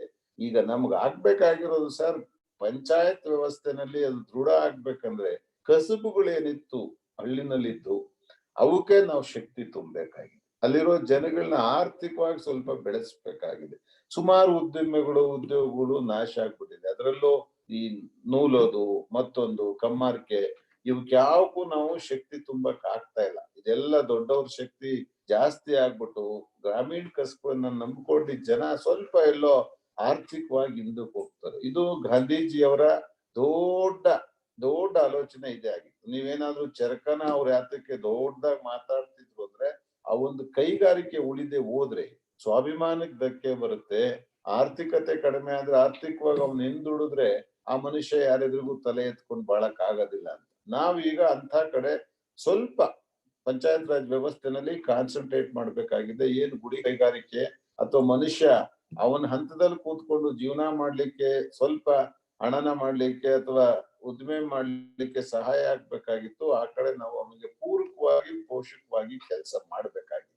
ಅದನ್ನ ಗ್ರಾಮ ಪಂಚಾಯತ್ ಅವರು ಸ್ವಲ್ಪ ಒತ್ತು ಕೊಟ್ಟು ಮಾಡ್ಬೇಕಾಗುತ್ತೆ. ಯಾಕೆಂದ್ರೆ ನಮಗೆ ಆದಾಯದ ಮೂಲ ಇಲ್ಲದೆ ಹೋದ್ರೆ ಯಾವ ಸ್ವಾತಂತ್ರ್ಯನೋ ಯಾವ ಮಾತು ಆ ಪ್ರಮಾಣದ ಗೌರವನ ನಮಗ್ ತಂದು ಕೊಡಲ್ಲ ಸರ್. ನಾವೇನಾದ್ರು ತಲೆ ಎತ್ತು ಮಾತಾಡ್ತೀವಿ ಅಂದ್ರೆ ನಮ್ ಕಾಲ್ ಮೇಲೆ, ನಮ್ ಶಕ್ತಿ ಮೇಲೆ, ನಮ್ ಸ್ವಾಭಿಮಾನದಲ್ಲಿ ನಾವ್ ಇದ್ದಾಗ ಮಾತಾಡ್ಬೋದು ಬಿಟ್ರೆ, ಸ್ವಾಭಿಮಾನ ಯಾವಾಗ ಬರುತ್ತೆ ಇನ್ನೊಬ್ರು ಹಂಗಿಲ್ದಾಗ ಬರುತ್ತೆ. ಹಂಗಿನ ಜೀವನದಿಂದ ನಾವ್ ಇವತ್ತು ತರ್ಬೇಕಂದ್ರೆ ಗ್ರಾಮ ಪಂಚಾಯತ್ ವ್ಯವಸ್ಥೆ ನಮ್ಗೆ ಅನಿವಾರ್ಯ ಆಗಿದೆ. ನಾನ್ ರಿಕ್ವೆಸ್ಟ್ ಮಾಡೋದು ಸ್ವಲ್ಪ ಈಗ ಸಾರ್ವಜನಿಕ ಕೆಲಸಗಳಿಗೆ ಏನು ನಾವು ಪಂಚಾಯತ್ ವ್ಯವಸ್ಥೆನ ಇಟ್ಕೊಂಡಿದೀವಿ. ಪಂಚಾಯತ್ ಸ್ವರಾಜ್ ಅನ್ನೋದು ಬರೀ ಪಬ್ಲಿಕ್ ಲೈಫ್ ಆಗ್ಬಾರ್ದು, ಖಾಸಗಿ ಲೈಫ್ಗೂ ಒಬ್ಬ ಮನುಷ್ಯ ಅವನ ಜೀವನನ ವೃದ್ಧಿಪಡಿಸ್ಕೊಳ್ಳಿಕ್ಕೂ ನಾವು ಶಕ್ತಿ ಕೊಡುವಂತ ಆಲೋಚನೆಗಳನ್ನ ಮಾಡ್ಬೇಕು. ಆ ಕೈಗಾರಿಕೆಗಳಿರ್ಬೋದು, ಅವ್ನು ಮಾಡ್ತಿರೋ ಉದ್ದಿಮೆ ವ್ಯಾಪಾರ ಅಥವಾ ಕೃಷಿ ಇರ್ಬೋದು, ಎಲ್ಲಾರು ಒಂದ್ ಕಡೆ ಅವನ್ನ ಅದನ್ನ ನಡೆಸ್ಕೊಂಡು ನಾನ್ ನೆಮ್ಮದಿಯಾಗಿ ಬದುಕ್ತಾ ಇದ್ದೀನಿ, ನಾನು ಇನ್ನೊಬ್ರು ಹಂಗಲಿಲ್ಲ ಅಂದ್ರೆ ಅವನು ಸ್ವತಂತ್ರ. ಆ ಸ್ವರಾಜ್ಯನ ನಾವು ತಲೆನಲ್ಲಿ ಇಟ್ಕೋಬೇಕು. ಆ ಸ್ವರಾಜ್ಯದ ಕಲ್ಪನೆ ಗಾಂಧೀಜಿಗೆ ಇದ್ದಿದ್ದು. ಗಾಂಧೀಜಿಯವರು ಬರೀ ರಾಜಕೀಯ ಸ್ವರಾಜ್ಯನ, ರಾಜಕೀಯ ಸ್ವತಂತ್ರನ ಅಪೇಕ್ಷೆ ಪಟ್ಟಿರ್ಲಿಲ್ಲ. ಸಮಗ್ರವಾಗಿ ಒಬ್ಬ ಮನುಷ್ಯನಿಗೆ ಏನೇನ್ ಇರಬೇಕು ಅದು ಎಲ್ಲಾ ಭಾವನೆಗಳನ್ನ ಇಟ್ಕೊಂಡು ಅವರು ಸ್ವರಾಜ್ ಕಲ್ಪನೆ ಇಟ್ಕೊಂಡ್ರು. 22ನೇ ಇಸ್ವಿನಲ್ಲಿ ಅವ್ರೊಂದ್ ಮಾತು ಹೇಳಿದ್ರು, ಬ್ರಿಟಿಷ್ನರು ನಮ್ಗೇನು ಸ್ವತಂತ್ರ ಗಿಫ್ಟ್ ಕೊಟ್ಟು ಹೋಗ್ತಾ ಇಲ್ಲ, ಇದು ದೇಶದ ಆಸ್ತಿ, ದೇಶದ ಒತ್ತಾಸೆ. ನಾವ್ ಮಾಡಿರೋ ತೀರ್ಮಾನನ ಅವರು ರಾಟಿಫೈ ಮಾಡ್ಬೇಕಾಗಿದೆ ಅಷ್ಟೇ, ಸಂವಿಧಾನ ಸಮಿತಿ ಮಾಡಿ ಅಂತೇಳಿ. ಹಾಗೆ ಇವತ್ತು ನಾವೇನು ಸ್ವರಾಜ್ ಇದೀವಿ, ಬಹುಶಃ ನಮ್ಗೆ ಇವತ್ತು ಹಳ್ಳಿಗಳ ಆಗು ಹೋಗುಗಳನ್ನ ಕೂತ್ಕೊಂಡು ಯೋಚನೆ ಮಾಡುವಂತ ಸ್ಥಿತಿ ಪಂಚಾಯತ್ ರಾಜ್ ವ್ಯವಸ್ಥೆ ತಂದಿದೆ. ಅದನ್ನ ಯಾರು ಅಲ್ಗಳಿಲಿಕ್ಕಾಗಲ್ಲ. ಎಲ್ಲೋ ಒಂದ್ ಕಡೆ ಕೂತು ಚರ್ಚೆ ಮಾಡೋ ವ್ಯವಸ್ಥೆ, ಎಲ್ಲೋ ಒಂದ್ ಕಡೆ ಕೂತು ನಾವೇ ಅದನ್ನ ರೂಪುರೇಷೆಗಳನ್ನ ನಿರ್ಧಾರ ಮಾಡೋ ಕೆಲಸ, ಎಲ್ಲೋ ಒಂದ್ ಕಡೆ ಕೂತು ನಮಗ್ ಗೊತ್ತಿದೆ ಈ ದೇಶದ ಅಭಿವೃದ್ಧಿಗೆ ನಮ್ಮನ್ನ ನಾವು ತೊಡಗಿಸ್ಕೊಂಡ್ರೋ ಕೆಲಸ, ನಮಗ್ ಗೊತ್ತಿದ್ದೋ ಗೊತ್ತಿಲ್ಲೇನೋ ಈ ದೇಶ ಇಷ್ಟೊಂದ್ ಮೇಲ್ ಬರಬೇಕು ಅಂದ್ರೆ ಅದ್ರಲ್ಲಿ ನಮ್ ಪಾಲಿದೆ ಅಂತ ಗೊತ್ತಿಲ್ಲಲೇ ನಾವು ಪಾಲ್ದಾಗಿರೋ ಸ್ಥಿತಿ ಇವತ್ತು ಪಂಚಾಯತ್ ರಾಜ್ ವ್ಯವಸ್ಥೆಯಿಂದ ಖಂಡಿತ ಬಂದಿದೆ. ಅದನ್ನ ಯಾರು ಅಲ್ಗಳಿಲಿಕ್ಕೆ ಆಗೋದೇ ಇಲ್ಲ. ಪಂಚಾಯತ್ ರಾಜ್ ಸ್ವರಾಜ್ ಕಲ್ಪನೆಯಿಂದ ಹೋಗಿ ನಾವು ಗ್ರಾಮ ಸಭೆಗಳಿಂದ ಹಿಡಿದು ಯೋಜನೆಗಳನ್ನ ನಾವೇ ರೂಪಿಸ್ತೇವೆ, ನಾವೇ ಅನುಷ್ಠಾನ ಮಾಡ್ತೇವೆ, ನಾವೇ ಇದ್ರ ರೂವಾರಿಗಳು ಅನ್ನೋ ಭಾವನೆ ನಮಗ್ ಬರ್ದೇ ಹೋಗಿದ್ರೆ ನಾವಿವತ್ತು ಈ ದೇಶದ ಆಗು ಹೋಗುಗಳಲ್ಲಿ ಎಲ್ಲೋ ದೂರ ಆಗೋಗ್ಬಿಡ್ತಿದ್ವಿ. ಹಾಗಾಗಿ ಇವತ್ತೇನ್ ಪಂಚಾಯತ್ ರಾಜ್ ವ್ಯವಸ್ಥೆನ ನಾವು ತಂದಿದ್ದೇವೆ, ನಿಜವಾಗ್ಲೂ ಶ್ಲಾಘನೀಯ. ಇದಕ್ಕಿನ್ನೂ ನಾವು ಶಕ್ತಿಯನ್ನ ತುಂಬಬೇಕಾಗಿದೆ. ತಮಗ್ ಗೊತ್ತು, ಎಲ್ಲೋ ಒಂದ್ ಕಡೆ ನಾವು ಈಗ್ಲೂ ಜಿಲ್ಲಾ ಪಂಚಾಯತ್ನವರು ಪಂಚಾಯತ್ ಮೇಲೆ ಸವಾರಿ ಮಾಡೋದು, ತಾಲೂಕ್ ಪಂಚಾಯತ್ನವರು ಕೂತ್ಕೊಂಡು ರೆಸಲ್ಯೂಷನ್ ಮಾಡೋದು, ನಾವು ಸರ್ಕಾರ ನಡೆಸೋರು, ನಾವು ಮಾತ್ರ ಮೇಧಾವಿಗಳು, ನಾವು ಮಾತ್ರ ಪ್ರಭುತ್ವ ಇರೋರು, ನಿಮ್ಗೆ ಯಾಕೆ ಅಂತೇಳಿ ತೀರ್ಮಾನ ಮಾಡುವಂತ ವ್ಯವಸ್ಥೆಯಿಂದ ಆಚೆ ಬಂದು ಎಲ್ಲಾರ್ಗು ಗೆಲ್ಸಿರೋನ್ ಅದೇ ಮತದಾರ. ಯಾರು MLA ಆಗಕ್ ಓಟ್ ಹಾಕ್ತಾನೆ ಅವನೇ ತಾಲೂಕ್ ಪಂಚಾಯತಿ ಸದಸ್ಯರಾಗಕ್ ಓಟ್ ಹಾಕೋದು, ಅವನೇ ಗ್ರಾಮ ಪಂಚಾಯತ್ಗೆ ಸದಸ್ಯರು ಮಾಡೋನು. ನಮಗೆ ಓಟ್ ಹಾಕವನು ಪ್ರಬುದ್ಧ ಇದ್ದಾನೆ ಅಂದ್ರೆ ಪಂಚಾಯತ್ ಮೆಂಬರ್ ಮಾಡೋನು ಪ್ರಬುದ್ಧನೇ ಇರ್ತಾನೆ, ಮತದಾರ ಅನ್ನೋ ಭಾವನೆ ನಮಗ್ ಬರ್ಬೇಕು. ನಮ್ಗೆ ಓಟ್ ಹಾಕಿರೋದು ಅವ್ನ ಡಿಸಿಷನ್ ಸರಿ ಅಂದ್ರೆ ಗ್ರಾಮ ಪಂಚಾಯತಿಗೆ ಅವ್ನು ವೋಟ್ ಮಾಡೋ ಡಿಸಿಷನ್ ಸರಿ, ಅಲ್ಲಿ ಕೊಟ್ಟಿರೋ ನಾಯಕತ್ವನು ಸರಿ ಅನ್ನೋ ಭಾವನೆ ನಾವಿಟ್ಕೊಂಡು ಆ ಸದಸ್ಯರು ಮಾಡ್ತಿರೋ ಕಾರ್ಯಕ್ರಮಗಳಿಗೆ ನಾವು ಶಕ್ತಿನ ತುಂಬಬೇಕು. ಇವತ್ತು ಇನ್ನೂ ಮುಂದಕ್ಕೆ ನಾವು ಹೋಗ್ಬೇಕಾಗಿದೆ.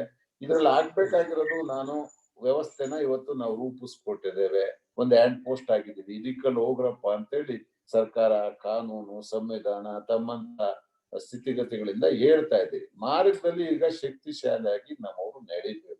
ನಮ್ಮ ಪಂಚಾಯತ್ ಮೆಂಬರ್ಸ್ ಆ ವ್ಯವಸ್ಥೆ ಏನಿದ್ದಾರೆ ಎಲ್ಲೋ ಒಂದ್ ಕಡೆ ನನಗೆ ಸಿಕ್ಕಿರೋ ಅವಕಾಶನ ಸದುಪಯೋಗ ಮಾಡ್ಕೋಬೇಕು ಅಂತ ಹೇಳಿ ಅಂದ್ಕೊಂಡು ಈ ವ್ಯವಸ್ಥೆನಲ್ಲಿ ತಮ್ಮನ್ನ ತಾವು ತೊಡಗಿಸ್ಕೊಂಡ್ರೆ ಚುನಾವಣೆಯಲ್ಲಿರೋ ಅಷ್ಟೇ ಕನ್ಸರ್ನ್ ಅನ್ನ ಆ ನಂತರ ದಿನಗಳಲ್ಲಿ ಇಟ್ಟು ಇದು ನಂದು, ಇದ್ರಲ್ಲಿ ನಾನು ಭಾಗಿಯಾಗ್ಬೇಕು, ನಾನು ಇದ್ರಲ್ಲಿ ಯಶಸ್ವಿ ಆಗ್ಬೇಕು ಅನ್ನೋ ಒಂದು ಮನ್ಸನ್ನ ಅವ್ರೇನಾದ್ರು ಇನ್ನೂ ಸ್ವಲ್ಪ ಹೆಚ್ಚು ಮಾಡ್ಬಿಟ್ರೆ ಈ ಸ್ವರಾಜ್ಯ ವ್ಯವಸ್ಥೆಗೆ, ಗ್ರಾಮ ಸ್ವರಾಜ್ಯ ವ್ಯವಸ್ಥೆಗೆ ಇನ್ನೂ ಹೆಚ್ಚು ಶಕ್ತಿ ಇರುತ್ತೆ.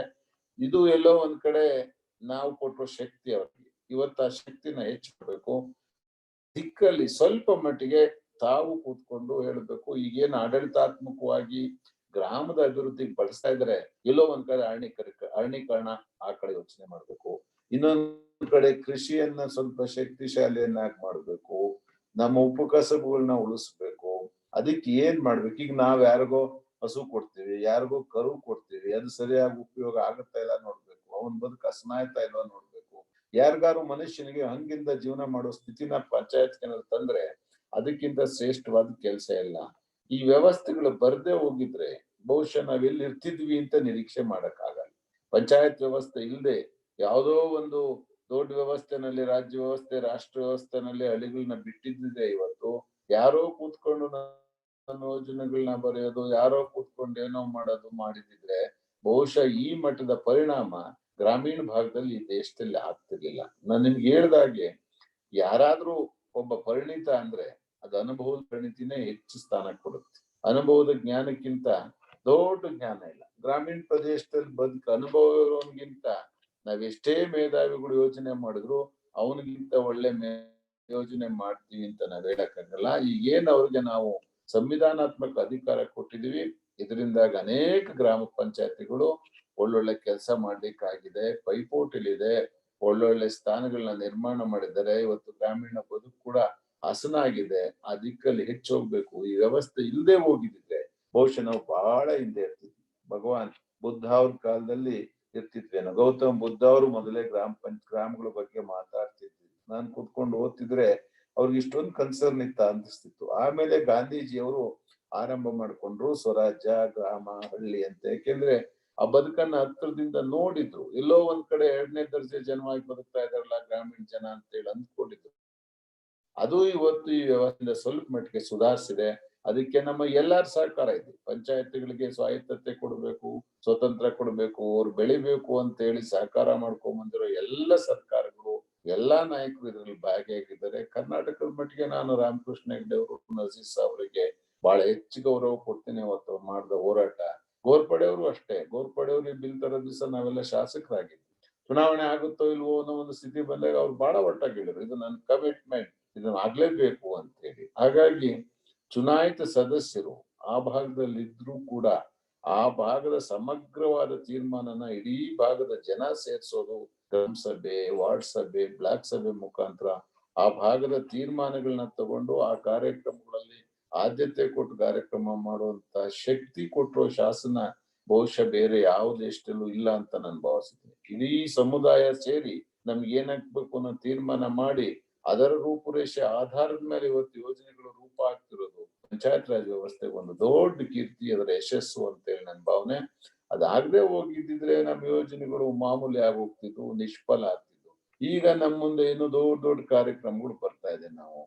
ನಾವು ಎಲ್ಲ ಮನೆಗೆ ನಲ್ಲಿ ನೀರು ಕೊಡ್ಬೇಕನ್ನೋ ಆಲೋಚನೆ ಮಾಡ್ತಾ ಇದ್ದೀವಿ. ಎಲ್ಲಾ ಮನೆನ 2 ವರ್ಷದೊಳಗೆ ನಾವೇನಾದ್ರೂ ಮಾಡಿ ನಲ್ಲಿ ನೀರಿನ ಕೆಳಗೆ ತರಲೇಬೇಕು ಅಂತ ಸನ್ಮಾನ ನರೇಂದ್ರ ಮೋದಿ ಅವರು ಗ್ರಾಮಗಳ ಬಗ್ಗೆ ಹೆಚ್ಚು ಒತ್ತಿಟ್ಟಿದ್ದಾರೆ. ನಾವು ಎಲ್ಲ ಈಗ ಕಾರ್ಯೋನ್ಮುಖರಾಗ್ತಾ ಇದ್ದೀವಿ. ಎಲ್ಲೆಲ್ಲಿ ಓವರ್ ಹೆಡ್ ಟ್ಯಾಂಕ್ ಗಳಿರೋ ಪಂಚಾಯತಿಗಳು, ಹಳ್ಳಿಗಳೇ, ಅದೆಲ್ಲದಕ್ಕೂ ಈ ವರ್ಷ ಟ್ಯಾಪ್ ಕೊಡಿ ಅಂತೇಳಿ ಪ್ರತಿ ಮನೆಗೆ 18,000 ರೂಪಾಯಿ ಅಂತೆ ಯೋಜನೆ ಮಾಡಿ ನಾವು ನಲ್ಲಿ ನೀರು ಕೊಡೋ ಯೋಜನೆ ಮಾಡಿದ್ವಿ. 2ನೇ ಹಂತದಲ್ಲಿ ಈಗ ನಾವು ತೀರ್ಮಾನಗಳು ತಗೊಂಡು ವಾಟರ್ ಸೋರ್ಸ್ ಏನಿದೆ ಅದನ್ನ ಇಂಪ್ರೂವ್ ಮಾಡಿ ಮಲ್ಟಿ ವಿಲೇಜ್ ಸ್ಕೀಮ್ ಅಲ್ಲ ಅಥವಾ ಓವರ್ ಹೆಡ್ ಟ್ಯಾಂಕ್ ಸ್ಕೀಮ್ ಅಲ್ಲ, ಪ್ರತಿ ಹಳ್ಳಿಯಲ್ಲಿರೋ ಟ್ಯಾಪ್ಗೆ, ನಲ್ಲಿಗಳಿಗೆ ನೀರ್ ಸರಬರಾಜು ಆಗ್ಲೇಬೇಕು ಅನ್ನೋ ಆಲೋಚನೆಗಳನ್ನ ಮಾಡ್ತಾ ಇದ್ದೀವಿ.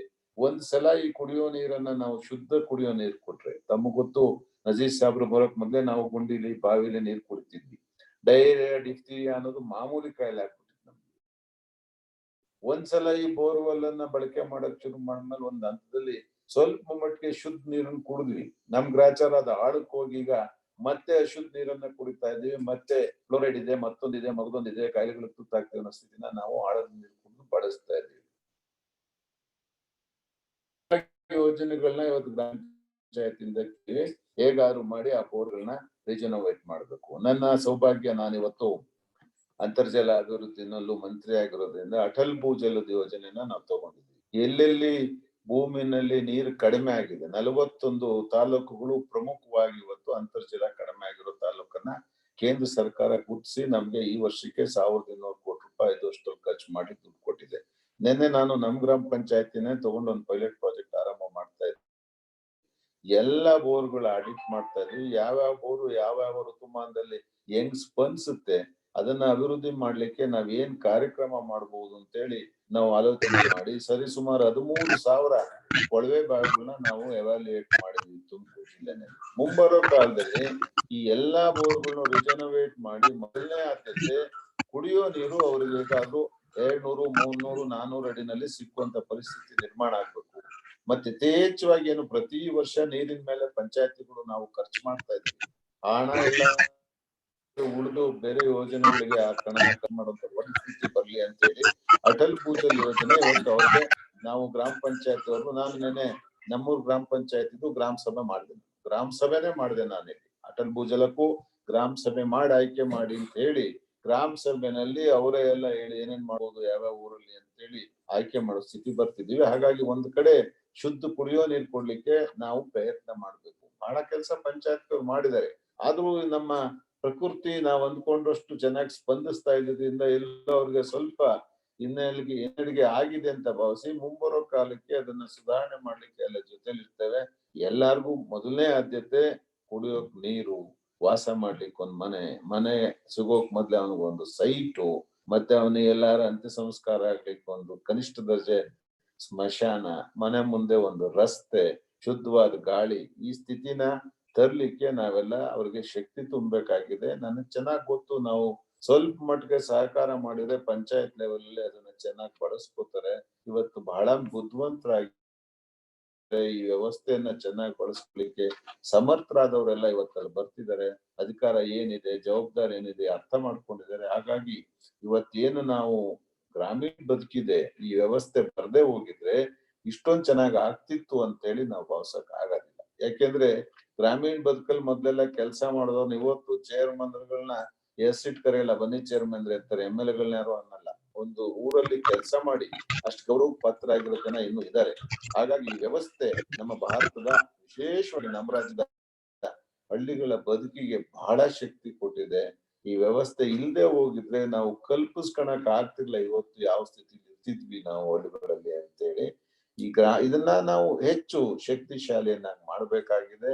ನೀವೆಲ್ಲ ಏನ್ ಹೋರಾಟ ಮಾಡ್ತಿದ್ದೀರಿ ಜೊತೆ ಮತ್ತೆ ಕೆಲಸ ಮುಂಬರೋ ಸದಸ್ಯರುಗಳಿಗೆ ಸ್ವಲ್ಪ ಮಟ್ಟಿನ ತರಬೇತಿ ಕೊಡ್ಬೇಕು. ನಾನು ನಿನ್ನೆ ಉಡುಪಿ ಪುರಸಭೆ ಸದಸ್ಯರಿಗೆ ಮಾತಾಡ್ತಾ ಇದ್ದೆ, think as A hole.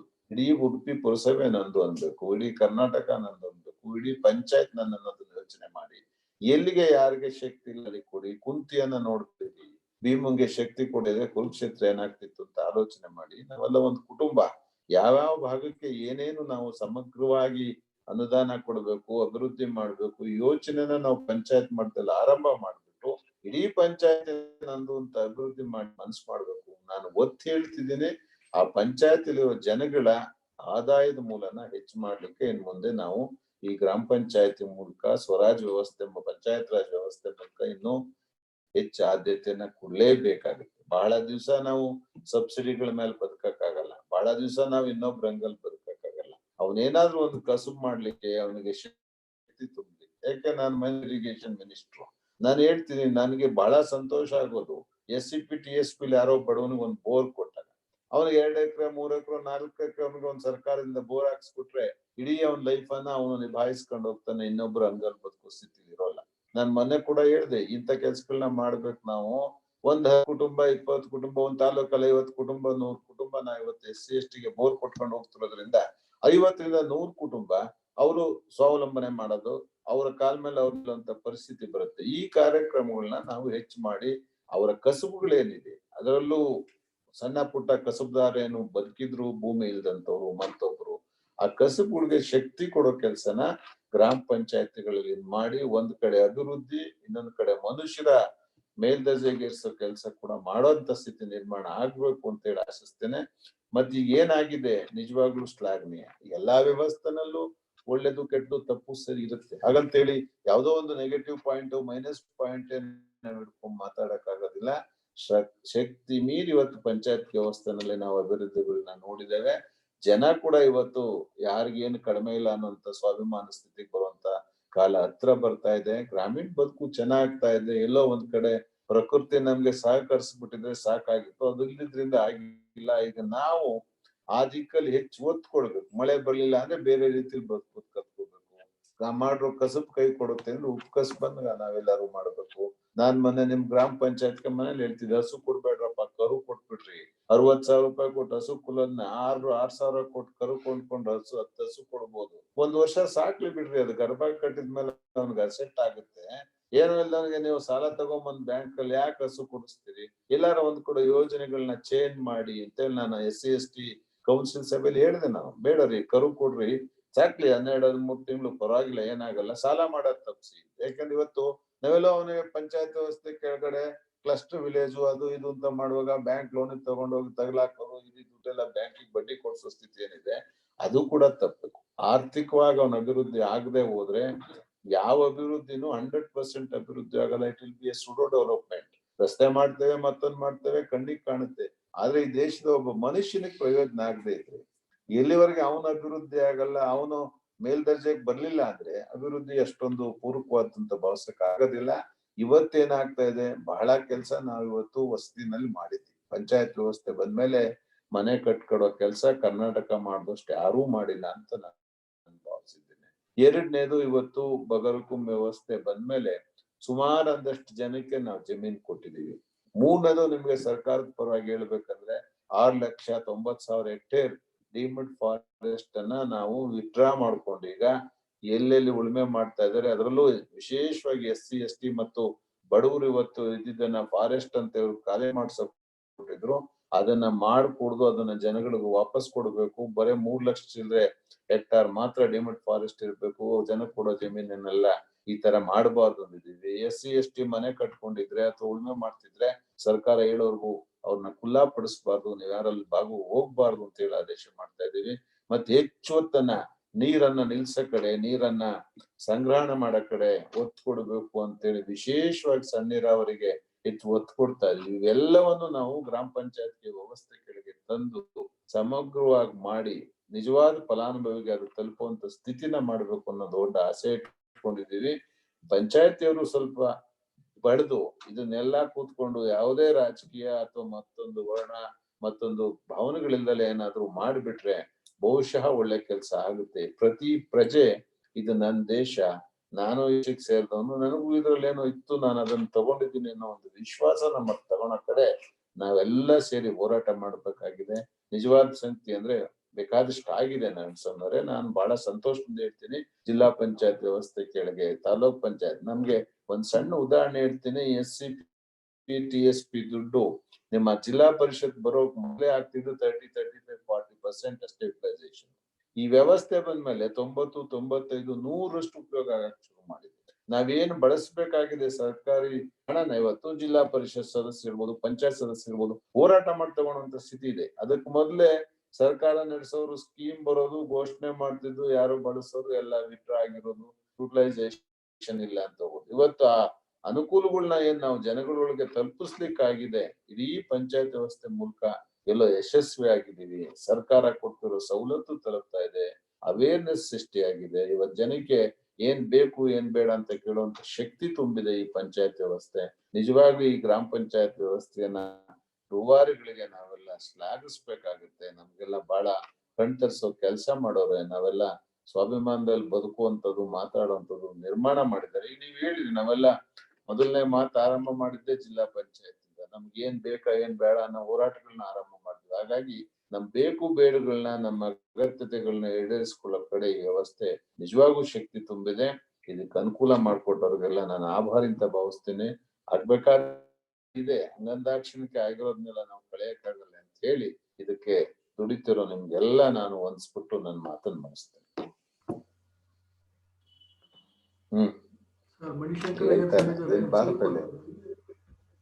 Sir English ಅಲ್ಲಿ ಒಂದು ಸ್ವಲ್ಪ ಹೇಳ್ಬಿಡಿ ಸರ್.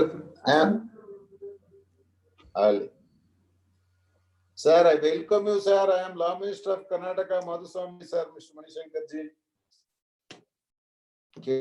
ಕೇಳ್ತಾ ಇಲ್ಲ ಸತೀಶ್ ಅವ್ರಿಗೆ.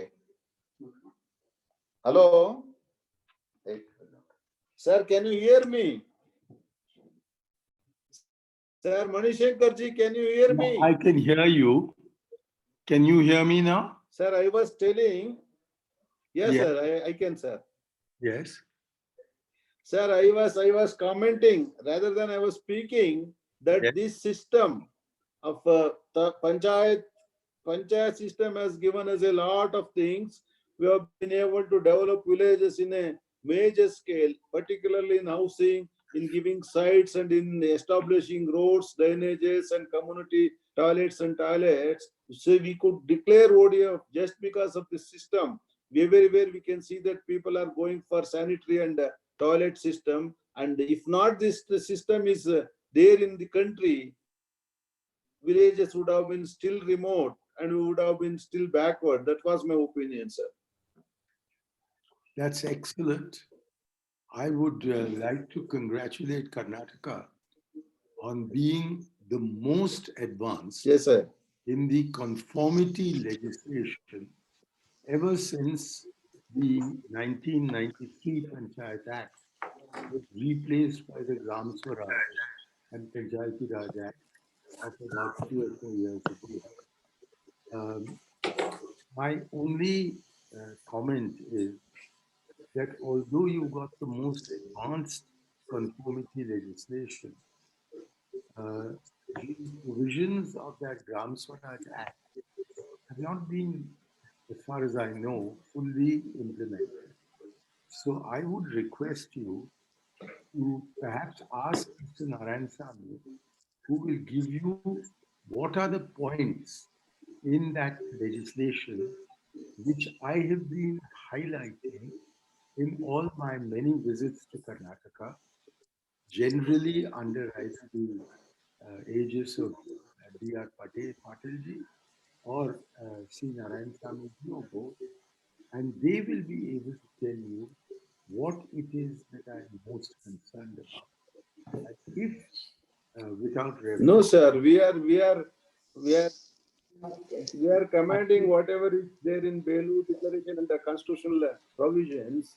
We have not interfered with anything. We are simply implementing what is there in your amendments and Belur Declaration. We have given lot of scope in housing, right distribution, and autonomy to panchayats. Karnataka is most ahead in this. We are doing even since Ramakrishna Hegde's tenure. We have given lot of scope to panchayats, and we take everything purely on the basis of Gram Sabha's decision, and we implement the schemes here. so allow me to Hello, check can you again. hear me, sir? So allow me to check again Please, with please take it, sir. Please, as to whether some of the concerns please, that sir. I raised have been met or not. And if there is anything particular to communicate to you, I'll do so.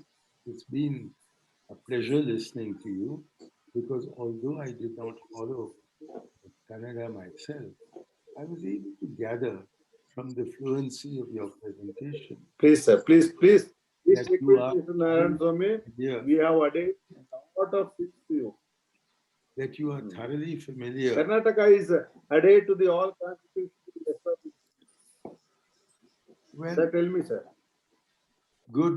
In that case, I'll hold back my comments and have a word with Narayansamy in due course. And then if I have anything further to comment, I'll let you know. Sir, for your Okay. kind You information, can directly. our Honorable Law Minister has come from Panchayat Raj background. He was a member of Tumkur, the erstwhile Jilla Parishad. He took active role in rural development activity. He has been a member of Legislative Assembly for 4 terms. And if you had followed his speech in English, because I'm sorry, I had requested Mr. Gorpadejiti to give a English version of his brief version of his speech, and he would do that now for your kind information, so that you would be in a better position to react to his observations on Panchayat Raj. He has been a votary of Panchayat Raj in Karnataka, irrespective of political affiliation. Wherever we had problems, he would be forthcoming to assist the Parishad and the Panchayat Raj problems also. We are very happy about his involvement in Panchayat Raj as a senior minister in Karnataka government, sir. Good. If you're As you mentioned, sir, some of the issues relating to some provisions in the Gram Swaraj Act, we will bring it to his knowledge and we'll request his intervention also in getting them implemented in the state. I think Mr. Patil wants to say something. Yes, sir. Now, ಮಾನ್ಯ DR Patil ಅವರು ದಯಮಾಡಿ ಹಿರಿಯರು ಮಾತಾಡ್ಬೇಕು. ಮಾಧುಸ್ವಾಮಿ ಸಾಹೇಬರಿಗೆ ಪ್ರಶ್ನೆ. ಒಂದೇ ಸಾಹೇಬ್ರು ಅನ್ಬಾರ್ದು ನನಗೆ. ಈಗ ಕ್ಷಮಿಸ್ಬೇಕು. ಮಾನ್ಯ DR ಪಾಟೀಲ್ ಅವರು ನಮ್ಮ ಸಚಿವರು ತರನೇ ಪಂಚಾಯತ್ ರಾಜ್ ಹಿನ್ನೆಲೆಯಿಂದ ಬಂದಿದ್ದವರು. ಹಿಂದಿನ ಜಿಲ್ಲಾ ಪರಿಷತ್ ವ್ಯವಸ್ಥೆಯಲ್ಲಿ ಅವಿಭಾಜ್ಯ ಧಾರವಾಡ ಜಿಲ್ಲಾ ಪರಿಷತ್ತಿನ ಸದಸ್ಯರಾಗಿ ಅಲ್ಲಿನ ವಿರೋಧ ಪಕ್ಷದ ನಾಯಕರಾಗಿ ಸೇವೆ ಸಲ್ಲಿಸಿ ಗದಗ ವಿಧಾನಸಭಾ ಕ್ಷೇತ್ರದ ಸತತವಾಗಿ 4 ಬಾರಿ ಆಯ್ಕೆಯಾಗಿ ಇವತ್ತಿಗೂ ಕೂಡ ಅವರು ಶಾಸಕರಾಗಿದ್ದಾಗ ಮತ್ತೆ ಇಲ್ಲಿವರೆಗೂ ಕೂಡ ಪಂಚಾಯತ್ ರಾಜ್ ವ್ಯವಸ್ಥೆ ಬಗ್ಗೆ ಸಂಪೂರ್ಣವಾಗಿ ತಮ್ಮನ್ನು ತಾವು ತರಿಸ್ಕೊಂಡಿದ್ದಾರೆ. ಮತ್ತೆ ಕರ್ನಾಟಕ ಪಂಚಾಯತ್ ರಾಜ್ ಪರಿಷತ್ತಿನ ಹಿರಿಯ ಉಪಾಧ್ಯಕ್ಷರಾಗಲು ಕೂಡ ಅವರು ನಮಗೆ ಮಾರ್ಗದರ್ಶನ ನೀಡ್ತಾ ಇದ್ದಾರೆ. ದಯಮಾಡಿ ಅವರಿಗೆ ತಮ್ಮ ಪ್ರತಿಕ್ರಿಯೆಯನ್ನು ವ್ಯಕ್ತಪಡಿಸಬೇಕು ಅಂತ ಕೇಳ್ತೇನೆ. ಮಾಧುಸ್ವಾಮಿ ಸಾಹೇಬರಿಗೆ ಗಾಂಧೀಜಿಯವರ ಕನಸಿನ ಗ್ರಾಮ ಸ್ವರಾಜ್ಯವನ್ನ ಅನುಷ್ಠಾನಗೊಳಿಸಬೇಕು ಅನ್ನುವಂತ ಇಚ್ಛೆ ಇದೆ. ಹೃದಯದಿಂದ ತಾವು ಕಾನೂನು ಸಚಿವರು, ಮುಖ್ಯಮಂತ್ರಿಗಳ ಜೊತೆಗೆ ಮತ್ತು RDPR ಸಚಿವರ ಜೊತೆಗೆ ಬಹಳ ಆತ್ಮೀಯ ಸಂಬಂಧವನ್ನು ಹೊಂದಿದವರು, ಬಹಳ ಪ್ರಭಾವಿ ಸಚಿವರು. ನಿಮ್ಮ ಮಾತಿಗೆ ಎಲ್ಲರೂ ಗೌರವ ಕೊಡ್ತಾರೆ ಸಾಹೇಬ್. ಅದಕ್ಕೆ ದಯವಿಟ್ಟು ಕಾನೂನಿನ ಅನ್ವಯ ಎಲ್ಲಾ ಅಧಿಕಾರಿಗಳನ್ನ ಹಣಕಾಸನ್ನ ಗ್ರಾಮ ಪಂಚಾಯತ್ಗೆ, ತಾಲೂಕು ಪಂಚಾಯತ್ಗೆ, ಜಿಲ್ಲಾ ಪಂಚಾಯತ್ಗೆ ಹಸ್ತಾಂತರ ಮಾಡುವಂತ ಕೆಲಸ ತಾವು ನಿಗಾ ವಹಿಸಿ ಮಾಡ್ಬೇಕು. ಅದರ ಜೊತೆಗೆ ಸುದಯದಿಂದ ತಾವು ಮೈನರ್ ಇರಿಗೇಷನ್ ಮಂತ್ರಿಗಳು ಇರೋದ್ರಿಂದ ಎಲ್ಲಿ ಫ್ರಾಡ್ ಏರಿಯಾ ಇದೆ ಅಲ್ಲಿ ಈ ವಾಟರ್ ಕನ್ಸರ್ವೇಷನ್ ಕೆಲಸನ ನಾವು NREGನೂ ಉಪಯೋಗ ಮಾಡ್ಕೋಬಹುದು.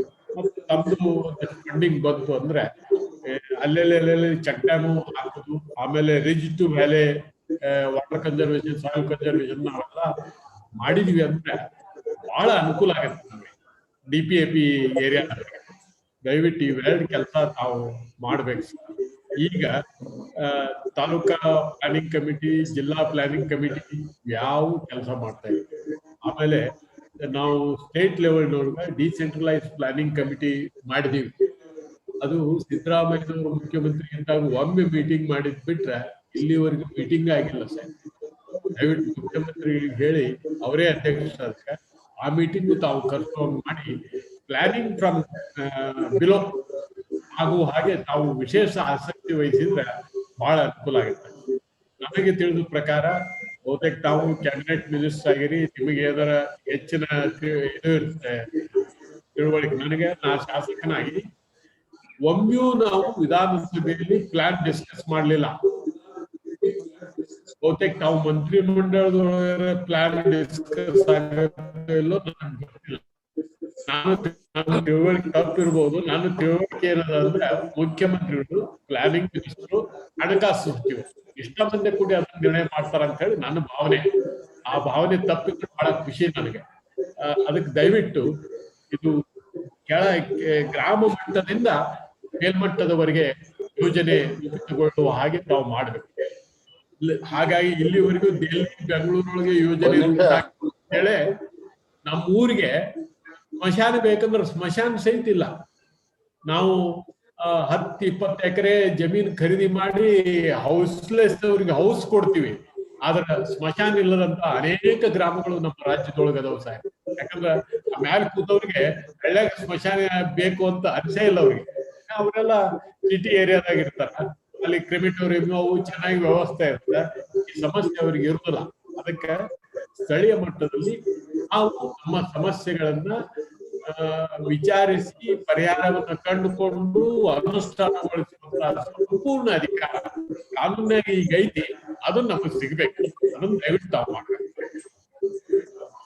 ಒಂದು ನಿಮಿಷ ಪ್ರವೇಶ ಮಾಡ್ಲಾ? ಮಾಡಿ ಸರ್. ನಾರಾಯಣಸ್ವಾಮಿ ಒಂದ್ ನಿಮಿಷ ದಯವಿಟ್ಟು ಮಾತಾಡ್ಬೋದು. ಈ ಸಲ ನಾವು ಬಜೆಟ್ ಮಾಡಬೇಕಾದ್ರೆ ಎಲ್ಲಾ ಜಿಲ್ಲೆಗಳ ಯೋಜನಾ ಸಮಿತಿಯವರ ಶಿಫಾರಸನ್ನ ತರಿಸ್ಕೊಂಡೇ ಮಾಡಿದ್ವಿ. ಆದ್ರೆ ಎಲ್ಲಾರು ಹೇಳ್ದಷ್ಟು ಮಾಡ್ಲಿಕ್ಕೆ ಶಕ್ತಿ ಸಾಮರ್ಥ್ಯ ಇಲ್ದ ಹೋಗಿರ್ಬೋದು. ಆದ್ರೆ ಈ ಸಲ ಬಜೆಟ್ ಪ್ರೋಸೆಸ್ ಏನ್ ಮಾಡಿದೀವಿ DR ಅವರೇ, ಡಿಸ್ಟ್ರಿಕ್ಟ್ ಪ್ಲಾನಿಂಗ್ ಕಮಿಟಿ ಅವರು ಕೊಡದೇಲೆ ಯಾವುದೇ ಜಿಲ್ಲೆನಲ್ಲಿ ಇವತ್ತು ಪ್ಲಾನ್ ಅನ್ನ ಅಪ್ರೂವ್ ಮಾಡಿ ಕಳಿಸ್ದಲೇ ನಾವು ಆ ಜಿಲ್ಲಾ ಯೋಜನೆಗಳನ್ನ ಮತ್ತೆ ನಮ್ಮ ಇಲಾಖಾ ಯೋಜನೆಗಳಿಗೆ ಅಪ್ರೂವಲ್ ಕೊಡ್ಲಿಲ್ಲ. ನಾವೇ ಎಲ್ಲ ಹಾಸನ, ತುಮಕೂರು ಎರಡೂ ನಾನು ಅವತ್ತು ಇನ್ಚಾರ್ಜ್ ಇದ್ದೆ. 2 ಜಿಲ್ಲಾ ಯೋಜನಾ ಸಮಿತಿನಲ್ಲಿ ಕೂತು ತೀರ್ಮಾನ ಮಾಡಿ ಅಲ್ಲಿಂದ ಶಿಫಾರಸ್ ಕಳಿಸಿ ಸರ್ಕಾರ ಆ ನಂತರ ಬಜೆಟ್ ಅನ್ನ ಫೈನಲ್ ಮಾಡುವಂತ ಒಂದು ಸ್ಥಿತಿನ ನಿರ್ಮಾಣ ಮಾಡಿದೀವಿ ಸರ್. ಈಗ ಜಿಲ್ಲೆಗಳ ಮಟ್ಟದಿಂದ ಯೋಜನೆಗಳನ್ನ ತರಿಸ್ಕೊಂಡು ಬಜೆಟ್ ಮಾಡಬೇಕು ಅನ್ನೋದನ್ನ ಒಂದು ವ್ಯವಸ್ಥೆನ ಮಾಡಿದೆ ಇವಾಗ ಸರ್ಕಾರ. ಮುಂಬರೋ ಕಾಲದಲ್ಲಿ ಆ ಯೋಜನೆಗಳಿಗೆ ಎಷ್ಟು ಪ್ರಾಶಸ್ತ್ಯ ಸಿಗಬೇಕು ಅನ್ನೋದಕ್ಕೆ ನಾವೆಲ್ಲ ಒತ್ತು ಕೊಡ್ತೀವಿ ಸರ್. ಈ ಸಲ ಯೋಜನೆಗಳು ಬರದೇ ಮಾಡಬಾರ್ದು ಅನ್ನೋ ಒಂದು ಸ್ಪಷ್ಟ ನಿರ್ಧಾರ ಅಂತೂ ಮಾಡಿದೀವಿ. ಎಲ್ಲಾ ಜಿಲ್ಲೆಯಿಂದ ತರಿಸ್ಕೊಂಡೇ ಮಾಡಿದೀವಿ ಪಾಟೀಲ್ ಸಾಹೇಬ್ರೆ ಈ ಸಲ. ಸಾಹೇಬ್ರೆ ಇದ್ರ ಬಗ್ಗೆ ಸಾಹೇಬ್ರ ನೆಕ್ಸ್ಟ್ ಬಜೆಟ್ ಸ್ಪೀಚ್ ನೊಳಗ ನಾವು ಮುಖ್ಯಮಂತ್ರಿಗಳಿಂದ ಇದಕ್ಕೆ ಒತ್ತು ಕೊಟ್ಟು ಮಾತಾಡಿಸ್ತೀವಿ ಸರ್. ಬಜೆಟ್ ಅಶ್ಯೂರೆನ್ಸ್ ಆಗಿ ಆಗ್ಲಿ ಸರ್. ಜನರಿಂದ ರೂಪಿತವಾದಂತ ಯೋಜನೆ ಅನುಷ್ಠಾನಗೊಳಿಸುವಂತ ಕೆಲಸ ಕರ್ನಾಟಕದಲ್ಲಿ ಮುಂದೆ ಕಟ್ಟುನಿಟ್ಟಾಗಿ ಜಾರಿಗೆ ಬರ್ತದ ಅಂತ ಹೇಳಿ ಅವರಿಂದ ಒಂದು ಭರವಸೆ ಸರ್. ಖಂಡಿತ ಸರ್, ನಾವ್ ಈ ಸಲ ಡಿಸ್ಟ್ರಿಕ್ಟ್ ಬ್ಯಾಂಕ್ ತರಿಸ್ಕೊಂಡೇ ಬಜೆಟ್ ಮಾಡಿರೋದು. ದಯವಿಟ್ಟು ಯಾರಾದ್ರೂ ಮಾತಾಡುವಂತ ಡಾಕ್ಟರ್ ಶಿವಣ್ಣ ಅವರು ಇದ್ದಾರೆ, ಇನ್ನು ಬೇರೆ ಸ್ನೇಹಿತರು ಇದ್ದಾರೆ, ಯಾರಾದ್ರೂ ಆಗ್ಲಿ ಮಾತಾಡ್ಬೋದು ತಮ್ಮ ಅಭಿಪ್ರಾಯಗಳನ್ನ. ಮನೆ ಗೋರ್ಪಡೆ ಅವರು ಇದ್ದಾರೆ. ನಾನು ಹೇಳ್ತೀನಿ ಸರ್ ಇಂಗ್ಲಿಷ್ನಾಗೆ ತಾವು ಪರ್ಮಿಷನ್ ಕೊಟ್ರೆ. ದಯವಿಟ್ಟು ಮಾತಾಡಿ. For the benefit of our senior leader, Honorable Shri Manishankar Iyer, I would briefly summarize the points highlighted by our Honorable Minister in his speech. Main thing is he was very happy that Karnataka has taken a very positive step right from the days of Nazir Saab and Ramkrishna Hegde to strengthen the Panchayat Raj system and transform the two-tier system into a three-tier system, and giving maximum importance to Gram Sabhas. He said this has to be more effective, and he said planning should be done by the Gram Panchayat and nobody else. Hence, Gram Panchayat must be strengthened, Gram Sabhas must be strengthened, and power given to PRI is not being used effectively, and they lack capacity at the present. So he said for effective decentralized planning, these important steps need to be taken in terms of strengthening the Gram Sabhas, strengthening the Gram Panchayats, and paying attention to most important schemes which improve the quality of life, namely NREGA for employment generation, Swachh Bharat cleanliness for sanitation, resource mobilization to become more independent. He also strongly felt if the Gram Panchayat villagers and the Gram Panchayat members are not economically empowered and don't become independent, they are constantly depending on grants, government grants for development, then this cannot go on too long. And he said need-based programs must be taken up first, followed by want-based.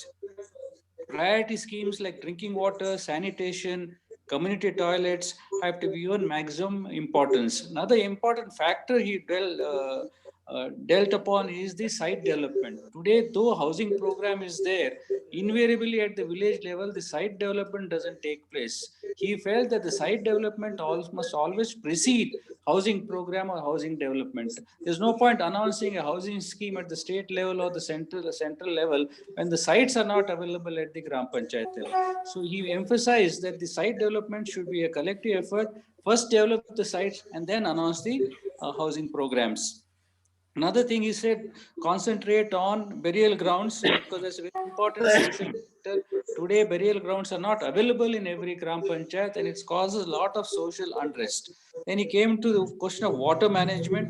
He said great maximum focus and attention needs to be placed on water management, whether it is bore wells, whether it is piped water scheme, whether it is storage scheme. Water management has to be a top priority at the Gram Panchayat level. Secondly, the most important thing he correlated was the dream of Mahatma Gandhi, which is the Gram Swaraj. Mahatma Gandhi wanted a Gram Swaraj to be established. As you know, our Karnataka Panchayat Raj Act today talks about the Gram Swaraj. The act itself says Gram Swaraj and Panchayat Raj. So Gram Panchayats must focus on implementing and on unfolding the dream on Mahatma Gandhi. Today, the PRIs are there to stay. Another important factor he mentioned is that nobody can disturb the Panchayat Raj system today. It has been so well entrenched thanks to the constitutional amendment, thanks to the constitutional support given by the center and the state. the Panchayat Raj system cannot be shaken by anybody. Another thing he observed, had the Panchayat Raj system not been there, we don't know where we would have been. We would have been still 50 years behind, and all the villages would have suffered for want of basic facilities, want of basic economic activities, for want of security, and most importantly, for want of recognition and acceptance. In this context, he recollected the contribution of M.Y. Ghorpade, who was committed to Panchayat Raj system, and he even went to the extent of resigning from his ministership because the Gram Panchayat elections were not conducted on time. Another thing he emphasized was, again, on water management. He said multi-village schemes have to be there, pure drinking water schemes have to be implemented, and our aim, that is the aim of the present government, the BJP government in the state, is to provide piped water system to every household in the village. This is a major mega program they have undertaken, and they'll be unfolding it in the years to come, in the days to come. Another thing he said is, as a minister, he wants to pay a lot of attention to drinking water, rejuvenating borewells, and the Atal scheme, which has to be implemented through the Gram Sabhas. Top priority has to be given to drinking water, site, house, and economic activity. Finally, the villages must become self-sufficient and independent and not depend always on central and state grants. Maximum efforts are being made for farmers to get their land. Another important thing is this forest land, cultivation land available to the farmers. Every time there's a conflict, when whichever government comes, the forest land is being given to the farmers, and then the next government comes and takes away the forest land from the tillers. So this issue needs to be addressed, and they are given a stable opportunity to cultivate their lands and improve their livelihood. Now, PRIS is coming forward. If he feels with all these efforts, initiative, the Panchayat Raj system has become quite, what should I say, proactive, quite enthusiastic, quite energetic, and they want to participate in the overall development of the villages and strengthen the Panchayat Raj system, because he says the voters are same, whether they vote for the Gram Panchayat member or whether they vote for a Jilla Panchayat, Taluk Panchayat, or MLA or the MP. So the awareness, the electoral awareness of the individual, the village level in the political system has increased enormously. Therefore, we are on the right track, and we should, as every government, should strengthen the Panchayat Raj system so that ultimately Mahatma Gandhi's dream of Gram Swaraj is fully realized. Thank you, sir. Thank you very, very much. Thank you. Thank you, Mr. Ghorpade. Excellent presentation. I've certainly learned more about what Karnataka is doing, specifically what the current government is doing, and the current Karnataka Panchayat Raj Minister is doing. I'd like to extend my congratulations to him, but I repeat, we are still not in paradise. And therefore, I would like to appeal Yes, sir. to both Mr. Narayansamy and to Mr. D.R. Patil, with whom I have been in conversation now for the last 30 years. Since I did contribute to the report of Mr. Kumar, Ramesh Kumarji, which then ended in the Gram Swaraj Act. Maybe after we've considered the matter further, we could perhaps seek an opportunity when we are free of this COVID business to meet with you in Bangalore. In any case, I'm deeply grateful to you and to Mr. Ghorpade for having brought to my attention the numerous achievements of the Karnataka government, and my very best wishes to you for all success in the future. Thank you. Jai Hind. Thank you very much, sir. Thank you very much. ಮತ್ತೆ ಬೇರೆ ಯಾರಾದ್ರೂ ಮಾತಾಡುವಂತವ್ರು ದಯಮಾಡಿ ಯಾವುದೇ ವಿಷಯದ ಬಗ್ಗೆ ಆಗಲಿ ದಯಮಾಡಿ ಮಾತಾಡ್ಬೋದು. ಅಭಿಪ್ರಾಯ ಸಲಹೆಗಳೇನಾದ್ರೂ ಇದ್ರೂ ಕೊಡ್ಬೋದು. ಸರ್ ನಮಸ್ತೆ, ನಾನು ಸಂತೋಷ್ ಅಂತ ಮಾತಾಡ್ತಿರೋದು ಗದಗಿಂದ. ಹೇಳಿ ಸಂತೋಷ್ ಅವರೇ. ಸರ್, ಇವತ್ತು ಸ್ವರಾಜ್ಯದ ನಿಜವಾದ ಅಸ್ತಿತ್ವ ಬರಬೇಕು ಅಂತ ಹೇಳಿದ್ರೆ ಗ್ರಾಮಗಳ ಉದ್ಧಾರ ಆಗಬೇಕು, ಅಥವಾ ಗ್ರಾಮಗಳ ಅಸ್ತಿತ್ವ ಅದಕ್ಕೆ ತುಂಬಾ ಮುಖ್ಯವಾಗಿರ್ತಕ್ಕಂಥದ್ದು. ಅದಕ್ಕೆ ರಿವರ್ಸ್ ಮೈಗ್ರೇಷನ್, ಈಗ ನಗರೀಕರಣದ ಒಂದು ಭ್ರಮೆ ಏನಿದೆ ಅದು ಇವತ್ತು ಹೆಚ್ಚಾಗ್ತಿರ್ತಕ್ಕಂಥದ್ದು. ಅದಕ್ಕೆ ನಾವು ರಿವರ್ಸ್ ಮೈಗ್ರೇಷನ್ ಪ್ರೋಸೆಸ್ಸಿಗೆ ಏನಾದ್ರೂ ನಾವು ಹೆಚ್ಚು ಪ್ರಯತ್ನ ಪಟ್ರೆ ಗ್ರಾಮಗಳ ಅಸ್ತಿತ್ವನೂ ಇರುತ್ತೆ, ಮತ್ತೆ ನಮ್ಮ ಈ ಗ್ರಾಮೀಣ ಸೊಗಡು ಮತ್ತೆ ಜೀವನ ಶೈಲಿ ಮತ್ತೆ ನಮ್ಮ ಸಂಸ್ಕೃತಿಗಳು ಇದೆಲ್ಲದೂ ಸಹ ಒಂದು ಪೀಳಿಗೆಯಿಂದ ಮತ್ತೊಂದು ಪೀಳಿಗೆಗೆ ದಾಟ್ಲಿಕ್ಕೆ ಅದು ಸಹಾಯ ಮಾಡುತ್ತೆ. ಸೊ ಈ ನಿಟ್ಟಿನಲ್ಲಿ ಅಂದ್ರೆ ಗ್ರಾಮೀಣ ಪ್ರದೇಶಗಳಲ್ಲೇ ನಾವು ಹೆಚ್ಚೆಚ್ಚು ಉದ್ಯೋಗ ಅವಕಾಶಗಳನ್ನ ಒದಗಿಸ್ಕೊಟ್ರೆ, ಫಾರ್ ಎಕ್ಸಾಂಪಲ್ ಈಗ ಒಂದು IT-BT ಕಂಪ್ನಿಯನ್ನೇ ಯಾವುದೋ ಒಂದು ಹಿಂದುಳಿದಿರ್ತಕ್ಕಂಥ ರಿಮೋಟ್ ಪ್ಲೇಸ್ ಅಲ್ಲಿ ಮೂಲಭೂತ ಸೌಕರ್ಯಗಳನ್ನ ಒದಗಿಸಿ ಅಲ್ಲಿ ನಾವು ಎಸ್ಟಾಬ್ಲಿಷ್ ಮಾಡಿದ್ರೆ ಈ ರಿವರ್ಸ್ ಮೈಗ್ರೇಷನ್ ಗೆ ಒಂದು I have finished my ಆ participation. ಪ್ರೋಸೆಸ್ಸಿಗೆ ನಾವು ಇನಿಶಿಯೇಟ್ ಮಾಡಿದಾಗ ಆಗತ್ತೆ.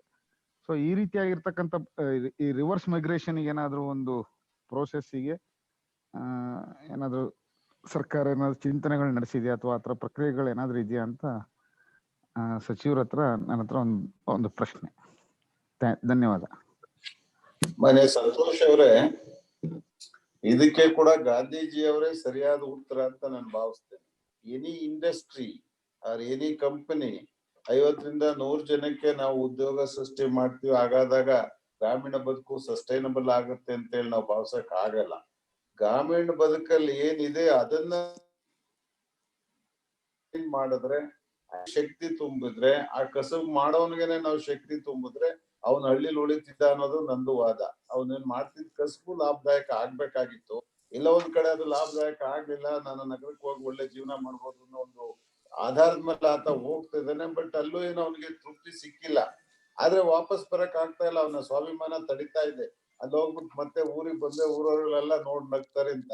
ನಮ್ ಮುಂದೆ ಇರೋ ಪ್ರಶ್ನೆ, ಮಾಡ್ತಿರೋ ಕಸುಬಿಗೆ ಸ್ವಲ್ಪ ಮಟ್ಟಿಗೆ ಅವನಿಗೆ ಆದಾಯ ಹೆಚ್ಚು ಮಾಡ್ಬೇಕು. ಮಾಡ್ತಿರೋ ಕಸಬನ್ನ ವೈಜ್ಞಾನಿಕವಾಗಿ ಏನಾದ್ರು ಮಾಡಿ, ಶ್ರಮ ಕಡಿಮೆ ಆಗಿ ದುಡಿಮೆ ಕಡಿಮೆ ಮಾಡ್ಕೊಂಡು ಸ್ವಲ್ಪ ವರಮಾನ ಜಾಸ್ತಿ ಮಾಡ್ಕೊಂಡು ಹಳ್ಳಿ ಬದುಕನ್ನ ಚೆನ್ನಾಗಿ ಬದುಕಬಹುದು ಅನ್ನೋ ಸ್ಥಿತಿ ತರಲೇಬೇಕು. ತಾವ್ ಹೇಳಿದ ಸತ್ಯ. ನಾವ್ ಇದರ ಬಹಳಷ್ಟು ಚರ್ಚೆ ಮಾಡ್ತೀವಿ. ಇಮಿಗ್ರೇಷನ್ ಅಥವಾ ಮೈಗ್ರೇಷನ್ ಟು ಸಿಟಿ ಸ್ಟಾಪ್ ಆಗದೆ ಹೋದ್ರೆ ಯಾರು ಏನು ಮಾಡಕ್ಕಾಗಲ್ಲ. ಬೆಂಗಳೂರಿನಲ್ಲಿರೋರ್ಗೆ ನಾವು ವಸತಿ ಕೊಡಕ್ಕಾಗಲ್ಲ, ನೀರ್ ಕೊಡಕ್ಕಾಗಲ್ಲ. ಊರಲ್ಲಿ ಯೋಜನೆ ಮಾಡ್ತೀವಿ, ಅವ್ರು ಊರ್ ಬಿಟ್ಟು ಹೋಗ್ತಾರೆ. ಆಲ್ಮೋಸ್ಟ್ 20% ಜನ ಇವತ್ತು ಹಳ್ಳಿಗಳು ಖಾಲಿ ಮಾಡ್ತಾವ್ರೆ. ಅಲ್ಲಿ ಇರ್ಲೇಬೇಕು ಅಂದ್ರೆ ಅವ್ರು ಮಾಡೋ ಕಸಬಿಗೆ ನಾವೇನಾದ್ರು ಇವತ್ತು ಶಕ್ತಿ ಕೊಡಬೇಕು. ಅದೇನಾದ್ರೂ ಅವ್ರಿಗೆ ಸ್ವಲ್ಪ ಆದಾಯದ ಮೂಲ ಆಗ್ಬೇಕು, ಅದನ್ನ ಸಸ್ಟೈನ್ ಮಾಡಿಸುವಂತ ಸ್ಥಿತಿ ತರಬೇಕು. ಬಟ್ ಎಲ್ಲಾ ಕಂಪನಿಗಳನ್ನ ಗ್ರಾಮೀಣ ಪ್ರದೇಶಕ್ಕೆ ತಂದು ಗ್ರಾಮೀಣ ಸ್ಥಿತಿಯನ್ನ ಹಾಳು ಮಾಡೋದ್ರಿಂದ 50 ಜನ 100 ಜನಕ್ಕೆ ಕೆಲಸ ಸಿಕ್ಕಿ ಹಳ್ಳಿ ಜೀವನ ಕೂಡ ಅರ್ಬನೈಸ್ ಆಗುತ್ತೆ. ಅಲ್ಲಿ ಕೂಡ ನಮ್ಮಲ್ಲಿರೋ ಬಂಧು ಬಾಂಧವ್ಯ ಸೋದರತ್ವ ಎಲ್ಲ ನಾಶ ಮಾಡ್ಕೊಂಡು ಬದುಕೋದಕ್ಕಿಂತ ಗಾಂಧೀಜಿ ವಾದನ ನಾನು ಒಪ್ತೀನಿ. ಗಾಂಧೀಜಿ ಸ್ಪಷ್ಟವಾದ ಉತ್ತರನ ಇದಕ್ಕೆ ಹೇಳೋಗಿದ್ದಾರೆ. ಆ ಬದುಕನ್ನ ಶಕ್ತಿಶಾಲಿಯಾಗಿ ಮಾಡಿ, ಆ ಬದುಕನ್ನ ಸುಸ್ಥಿರವಾಗಿ ಮಾಡಿ. ಅವನಿಗೆ ಗೊತ್ತಿರೋ ಬದುಕಲ್ಲಿ ಅವನ ಎಕ್ಸ್ಪರ್ಟು, ಆ ಕಸಬಲ್ಲಿ ಅವನ ಎಕ್ಸ್ಪರ್ಟು. ಆ ಎಕ್ಸ್ಪರ್ಟೈಸ್ ಬಳಸ್ಕೊಂಡು ಅವನಿಗೆ ಸ್ವಲ್ಪ ವರಮಾನ ಹೆಚ್ಚು ಮಾಡೋ ಕಡೆ ಸರ್ಕಾರ ಗಮನ ಕೊಡ್ಬೇಕು. IT-BT ಅವರು ಸಾಫ್ಟ್ವೇರ್ ಎಷ್ಟು ಜನಕ್ಕೆ ಕೆಲಸ ಕೊಡ್ಬೋದು ಸಂತೋಷ್ ಅವರ? 50 ಜನ 100 ಜನಕ್ಕೆ ಒಂದು ಭಾಗದಲ್ಲಿ ಕೆಲಸ ಕೊಟ್ರೆ ಆ ಭಾಗದ ಜನಕ್ಕೆಲ್ಲ ಹೆಲ್ಪ್ ಆಗುತ್ತೆ ಅಂತ ಭಾವಿಸಕ್ ಆಗಲ್ಲ. ಅಲ್ಲಿರೋರ ಕಸಬಿಗೆ ಪೂರಕವಾಗಿ ನಾವು ಸರ್ಕಾರ ಸ್ಪಂದಿಸ್ಬೇಕು. ಅದೇಗಾದ್ರೂ ಸ್ಥಿರ ಆಗ್ಬೇಕು. ಸುಸ್ಥಿರ ಆಗಿ ಲಾಭದಾಯಕ ಆದ್ರೆ ಯಾರು ಹಳ್ಳಿ ಬಿಟ್ಟು ಅವ್ರ ಕಡೆ ಬರ್ಲಿಕ್ಕೆ ಮನಸ್ಸು ಮಾಡಲ್ಲ. ಈಗ ಅದಾಗಿಲ್ಲ. ಪ್ರಕೃತಿ ನಮ್ ಜೊತೆ ಇಲ್ಲ. ಪ್ರವಾಹ ಬರುತ್ತೆ, ಮರ ಬರುತ್ತೆ, ಹಾಕಿರೋದು ಹಿಂದಕ್ಕೆ ಬರಲ್ಲ, ಮಾರಕ್ ಹೋದ್ರೆ ರೇಟ್ ಇರಲ್ಲ. ಈ ಕಡೆ ಏನಾದ್ರು ಮಾಡ್ಬೇಕು. ಮತ್ತೇನು ಉಪಕಸಬುಗಳಿದೆ, ಅದನ್ನೆಲ್ಲ ನಾವು ಮರೆಸ್ಬಿಟ್ಟಿದೀವಿ ಜನಗಳಿಗೆ. ಆ ಕಡೆ ಸ್ವಲ್ಪ ನಾವು ಗಮನ ಕೊಡ್ಬೇಕಾಗತ್ತೆ. ಮುಂದಿನ ದಿವಸಗಳಲ್ಲಿ ಇದನ್ನೆಲ್ಲ ಆಲೋಚನೆನ ಮಾಡ್ಬೇಕು ನಾವು. ಅವನಲ್ಲಿ ಬದುಕ್ಬೇಕಂದ್ರೆ ಅವನ್ ಬದುಕನ್ನ ಚೆನ್ನಾಗಿ ಅವನು ಅರ್ಥ ಮಾಡ್ಕೊಂಡು ದುಡಿಮೆನ ಮಾಡ್ಕೊಂಡ್ರೆ ಬದುಕ್ತಾನ. ಅವ್ನಿಗೇನ್ ಹಳ್ಳಿಲಿ ಬಂದು ಯಾರ್ದೋ ಗೊತ್ತಿಲ್ಲರಂಗ್ ಬದುಕೋದ್ಕಿಂತ ಊರಲ್ಲಿ ಗೌರವವಾಗಿ ಬದುಕೋದೇ ಎಲ್ಲ ಇಷ್ಟಪಡೋದು. ಕಷ್ಟ ಆಗಿದೆ ಅವನಿಗೆ ಬದುಕೋದು. We have to think otherwise. ಅದಕ್ಕೆ ಸರ್ಕಾರ ಖಂಡಿತ ಯೋಚನೆ ಮಾಡುತ್ತೆ. ಆತ್ಮೀಯರೇ, ಈ ದಿವಸ ಮನೆ ಸಚಿವರು ನಮ್ ಜೊತೆಗಿದ್ದಾರೆ ಅಂತಂದ್ರೆ ಸರ್ಕಾರ ನಮ್ ಕಾರ್ಯಕ್ರಮದಲ್ಲಿ ಭಾಗವಹಿಸಿದೆ ಅನ್ನೋ ಅರ್ಥ. ಕೆಲವು ಸೋದರಿಯರು ಕೂಡ ಈ ಕಾರ್ಯಕ್ರಮದಲ್ಲಿ ಭಾಗವಹಿಸಿದ್ದಾರೆ. ಕೆಲವರು ಯಾವ ರೀತಿ ಮಾತಾಡೋದು ಏನು ಅಂತ ಸಂಕೋಚ ಪಟ್ಕೊಳ್ಳೋದೇನೆ ಅವ್ರ ಭಾವನೆಗಳನ್ನ ಸಲಹೆಗಳನ್ನ ಸಮಸ್ಯೆಗಳನ್ನ ಈ ಸಂದರ್ಭನ ಉಪಯೋಗಿಸ್ಕೊಳ್ಬಹುದು. ಪಂಚಾಯತ್ ರಾಜ್ ವ್ಯವಸ್ಥೆಗೆ ಸಂಬಂಧಪಟ್ಟಂತೆ ಸೀಮಿತವಾಗಿ ಅಂತೇಳಿ ನಾನು ಹೇಳಲಿಕ್ಕೆ ಇಚ್ಛೆ ಪಡ್ತೇನೆ. ಸರ್ ನಾನು ಮಾತನಾಡ್ಲಿಯಾ? ಜಯವಂತರಾವ್ ಉಡುಪಿ. ಸಚಿವರಿಗೆ ನೇರವಾದ ಒಂದು ಸಣ್ಣ ಪ್ರಶ್ನೆ ಸರ್. ಗ್ರಾಮ ಸಭೆ ಅಂತಿದ್ರೆ ಹಳ್ಳಿಯ ವಿಧಾನಸಭೆ ಅಂತ ಹೇಳುವಂತಹ ನಾವುಗಳೆಲ್ಲ ಸಂವಿಧಾನಬದ್ಧವಾಗಿ ರಚನೆ ಆಗಿರುವಂತಹ ಏನು ಈ ಗ್ರಾಮ ಸಭೆ ಇದೆ, ಈ ಗ್ರಾಮ ಸಭೆಯಲ್ಲಿ ವಸತಿಗಾಗಿ ಆಕಾಂಕ್ಷೆ ಪಟ್ಟವರಂತಹ ಒಂದು ಪಟ್ಟಿ ಈಗಾಗಲೇ ರೆಡಿಯಾಗಿದೆ. ಗ್ರಾಮ ಸಭೆ ಅದಕ್ಕೆ ಅನುಮೋದನೆ ಕೊಡುವಂಥದ್ದು ತೀರಾ ಅಗತ್ಯವಾಗಿದೆ. ಇದರಲ್ಲಿ ಆಯ್ಕೆ ಪ್ರಶ್ನೆ ಬಂದಾಗ ಗ್ರಾಮ ಸಭೆಯೇ ಇದಕ್ಕೆ ಅಂತಿಮವಾದಂತಹ ಉತ್ತರ ಅಂತೇಳಿ ಭಾವಿಸುವಂಥದ್ದು ಇಷ್ಟುವರೆಗೆ ನಾವು ನಿರ್ಧಾರ ಮಾಡಿರುವಂಥದ್ದು. ಆದರೆ ಶಾಸಕರ ನೇತೃತ್ವದಲ್ಲಿ ವಸತಿ ಸಮಿತಿ ಮಾಡಿ ರಚನೆಯಾಗಿದೆ. ಪ್ರಾಯಶಃ ಎಲ್ಲೋ ಒಂಥರ ಪರ್ಪಸ್ ಸರ್ವ್ ಆಗುವಲ್ಲಿ ಎಡವಿದಂತಾಗುತ್ತದೆ ಅನ್ನುವಂಥದ್ದನ್ನ ವಾಸ್ತವವಾಗಿ ನಾವು ಕಂಡುಕೊಂಡಂತ ಒಂದು ಬಹಳ ಪ್ರಮುಖವಾಗಿರುವಂತಹ ಅಂಶ. ಸನ್ಮಾನ್ಯರೇ, ದಯವಿಟ್ಟು ಗ್ರಾಮ ಸಭೆಗೆ ಇನ್ನಷ್ಟು ಬಲ ಕೊಡುವಂತಹ ಒಂದು ಕೆಲಸ ನಿಮ್ಮ ಒಂದು ಕೈಯಿಂದ ಆಗ್ಬೇಕು ಅಂತ ಹೇಳುವಂತ ತುಂಬು ನಂಬಿಕೆ ನಮ್ಮದು ಸರ್. ಪ್ಲೀಸ್ ಸರ್, ಈಗ ಪಂಚಾಯತ್ಗಳಿಗೆ ಆಡಳಿತಾಧಿಕಾರಿಗಳು ಬಂದಿರೋದ್ರಿಂದ ಪಂಚಾಯತ್ಗಳಲ್ಲಿ ನಿರ್ಣಯ ತಗೊಂಡು ಕಳ್ಸಕ್ ಆಗೋದಿಲ್ಲ ಆಗೋಲ್ಲ ಅನ್ನೋ ಭಾವನೆಯಲ್ಲಿ ಪ್ರತಿ ಗ್ರಾಮ ಪಂಚಾಯತಿಗೆ 20 ಮನೆಗಳನ್ನ ಆಯ್ಕೆ ಮಾಡಿ ಶಾಸಕರ ಅನುಮೋದನೆ ಜೊತೆ ಕಳಿಸಿ ಅಂತ ಹೇಳಿರೋದು ನಿಜ. ಆದ್ರೆ ಅದರಲ್ಲಿ ನಾವು ಸ್ಪಷ್ಟವಾಗಿ ಹೇಳಿದೀವಿ, ನಿಮ್ಮ ಹತ್ರ ಏನೋ ಮಾಸ್ಟರ್ ಲಿಸ್ಟ್ ಇದೆ, ಅದರಲ್ಲೇ ಆಯ್ಕೆ ಮಾಡ್ಬೇಕು. ಗ್ರಾಮ ಪಂಚಾಯತ್ಗೆ ಅವ್ರು ಏನು ಲಿಸ್ಟ್ ಅನ್ನ ಮಾಡಿದಿರಿ ಆ ಪಟ್ಟಿ ಒಳಗಿಂದ ಆಯ್ಕೆ ಮಾಡ್ಬೇಕು. ಮತ್ತೆ ರೇಷಿಯೋ ಕೂಡ ಹೇಳಿದೀವಿ, ಎಷ್ಟು % ಯಾರಿಗೆ ರಿಸರ್ವೇಶನ್ ಕೊಡ್ಲೇಬೇಕು, SC ಎಷ್ಟು ಇರ್ಬೇಕು, SC ಎಷ್ಟು ಇರ್ಬೇಕು, ಮೈನಾರಿಟೀಸ್ ಎಷ್ಟು ಇರ್ಬೇಕು, ಫಿಸಿಕಲ್ ಹ್ಯಾಂಡಿಕ್ಯಾಪ್ಡ್ ಎಷ್ಟು ಇರ್ಬೇಕು, ಜನರಲ್ಗೆ ಎಷ್ಟು ಕೊಡ್ಬೋದು, ಮತ್ತೆ ವೈಲೇಟ್ ಮಾಡ್ಬೇಕಾದ್ರೆ ಏನ್ ಮಾಡ್ಬೋದು ಅನ್ನೋದನ್ನ ಆಡಳಿತಾಧಿಕಾರಿಗಳ ಮಟ್ಟದಿಂದ ಶಾಸಕರ ಅಪ್ರೂವಲ್ ತಗೊಂಡು ಯಾಕೆ ಹೇಳಿದ್ರು ಅಂದ್ರೆ ನಾವು 5-6 ತಿಂಗಳು ಚುನಾವಣೆ ಮಾಡೋದ್ರಿಂದ ಈ ಕಾರ್ಯಕ್ರಮ ನಿಲ್ಬಾರ್ದಂತ ಮಾಡಿದ್ವಿ. ಬಿಟ್ರೆ ಗ್ರಾಮ ಸಭಾವನ್ನ ನಾವು ಎಲ್ಲಾರು ಅನುಕರಿಸಬೇಕು ಅಂತ ಮಾಡಿದ್ದಲ್ಲ, ನಾವು ಎಲ್ಲಾರ್ಗೂ ಒತ್ತಾಸೆ ಆಯ್ಕೆ ಆಯಾ ಹಳ್ಳಿಯವರೇ ಮಾಡ್ತೀವಿ. ಹಾಗಾಗಿ ಗ್ರಾಮ ಸಭೆ ಮಾಡಕ್ ಆಗೋದಿಲ್ಲ, ಪಂಚಾಯತ್ ಮೆಂಬರ್ಸ್ ಇಲ್ಲ, ಅಧ್ಯಕ್ಷತೆ ವಹಿಸೋದು ತೊಂದರೆ ಆಗುತ್ತೆ ಅಂದ್ಬಿಟ್ಟು ಆ ಮಾಸ್ಟರ್ ಲಿಸ್ಟ್ ಅವ್ರೇನು ಆ ಪಂಚಾಯತ್ನಲ್ಲಿ ಲಿಸ್ಟ್ ಇಟ್ಕೊಂಡಿದ್ರು ಆ ಪಟ್ಟಿಯಿಂದ ಆಯ್ಕೆ ಮಾಡ್ಕೊಂಡು ಕೊಡಿ ಅಂತ ಸೂಚನೆ ಕೊಟ್ಟಿರೋದ್ರಿಂದ ಭಾರಿ ಆಘಾತ ಆಗುತ್ತೆ ಅಂತೇಳಿ ನಾನು ಭಾವಿಸಿಲ್ಲ. ನಾವು ಇಚ್ಛಾನುಸಾರ ಕೊಡೋಕೆ ನಾವು ತೀರ್ಮಾನ ತಗೊಂಡಿಲ್ಲ. ಶಾಸಕರು ಇಷ್ಟ ಬಂದರೆ ಬರ್ರಿ ಅಂತ ಹೇಳಿಲ್ಲ, ಪಟ್ಟಿಲಿ ಆಯ್ಕೆ ಮಾಡಿದ ಲಿಸ್ಟ್ ಅನ್ನ ಅನುಮೋದನೆ ಅಂತ ಹೇಳಿ ಸರ್ ಆಯ್ಕೆ ಮಾಡ್ತಾರೆ ಶಾಸಕರು. ಇದರಲ್ಲಿ ಯಾವುದೇ ಪಕ್ಷ ಭೇದವಿಲ್ಲ ನಮ್ಗೆ. ಯಾವುದೇ ಪಕ್ಷದ ಶಾಸಕರು ಬಂದರೂ ಕೂಡ ಅವರ ಪಕ್ಷದ ಬೆಂಬಲಿಗರಿಗೆ ಇದನ್ನು ಕೊಡ್ತಾರೆ ಅನ್ನುವಂತಹ ಕೆಲವು ಕ್ಷುಲ್ಲಕವಾದಂತಹ ಮಾತನ್ನು ನಾವು ಕೇಳ್ತಾ ಇದ್ದೇವೆ. ಇದು ಅಲ್ಲಲ್ಲಿ ಕೇಳಿಕೊಳ್ಳುವ ಸಮಿತಿ, ಈ ಶಾಸಕರ ನೇತೃತ್ವದಲ್ಲಿ ಸಮಿತಿ ಯಾಕೆ, ಇದು ನಮ್ಮ ಪ್ರಶ್ನೆ ಸರ್. ಪ್ಲೀಸ್, ಶಾಸಕರ ನೇತೃತ್ವದ ಪ್ರಶ್ನೆ ನೇರವಾಗಿ ಸಂಬಂಧಪಟ್ಟಂತಹ ರಾಜೀವ್ ಗಾಂಧಿ ನಿಗಮಕ್ಕೆ ಹೋದ್ರೆ ಚೆನ್ನಾಗಿರ್ತದಲ್ವಾ, ಸರ್ಕಾರಕ್ಕೆ ಹೋದ್ರೆ ಚೆನ್ನಾಗಿರ್ತದಲ್ವಾ ಅನ್ನುವಂಥದ್ದು ನಮ್ಮ ಒಂದು ಒತ್ತಾಸೆ. ಗ್ರಾಮ ಪಂಚಾಯತ್ಗಳು ಗ್ರಾಮ ಸಭೆಯಲ್ಲಿ ಮಾಡಿದ ಪಟ್ಟಿಯನ್ನ ಅಪ್ರೂವ್ ಮಾಡಿ 3 ಹಂತದಲ್ಲಿ ಅವ್ರು ನೋಡ್ಬೇಕಾಗಿತ್ತು, ತಾಲೂಕ್ ಪಂಚಾಯತ್ ನೋಡ್ಬೇಕಾಗಿತ್ತು, ಜಿಲ್ಲಾ ಪಂಚಾಯತ್ ನೋಡಿ ಪಟ್ಟಿನ ಅಲ್ಲಿ ಕಳಿಸ್ಬೇಕಾಗಿತ್ತು ಸರ್.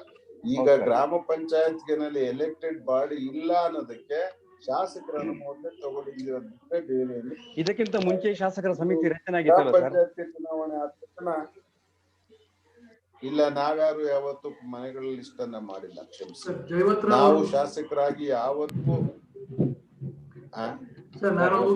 ಮನೆಗಳ ಪಟ್ಟಿನ ನಾವ್ಯಾವತ್ತೂ ಮಾಡಿಲ್ಲ. ಸರ್ ನಾನು ಅದಕ್ಕೆ ಉತ್ತರ ಹೇಳ್ತೀನಿ ಸರ್. ಜೈವತ್ರ ಅವರು ಕನ್ಫ್ಯೂಸ್ ಮಾಡ್ಕೊಂಡಿದ್ದಾರೆ. ಅದು ಜಾಗೃತ ಸಮಿತಿಯಿಂದ ಹಿಂದೆ ಮಾಡಿತ್ತು ಸರ್. ಯಾರು ಅದನ್ನ ಗ್ರಾಮ ಸಭೆಯಲ್ಲಿ ಸರಿಯಾದ ಆಯ್ಕೆ ಆಗದಿದ್ರೆ ಅದನ್ನ ಸರಿಪಡಿಸೋಕೋಸ್ಕರ ಶಾಸಕರ ಅಧ್ಯಕ್ಷತೆಯಲ್ಲಿ ಒಂದು ಸಮಿತಿ ಆಯ್ಕೆಗೆ ಅವ್ರಿಗೆ ಅಧಿಕಾರ ಇಲ್ಲ ಸರ್. ಆಯ್ಕೆಗೆ ಎಂದು ಅಧಿಕಾರ ಕೊಟ್ಟಿಲ್ಲ ಸರ್.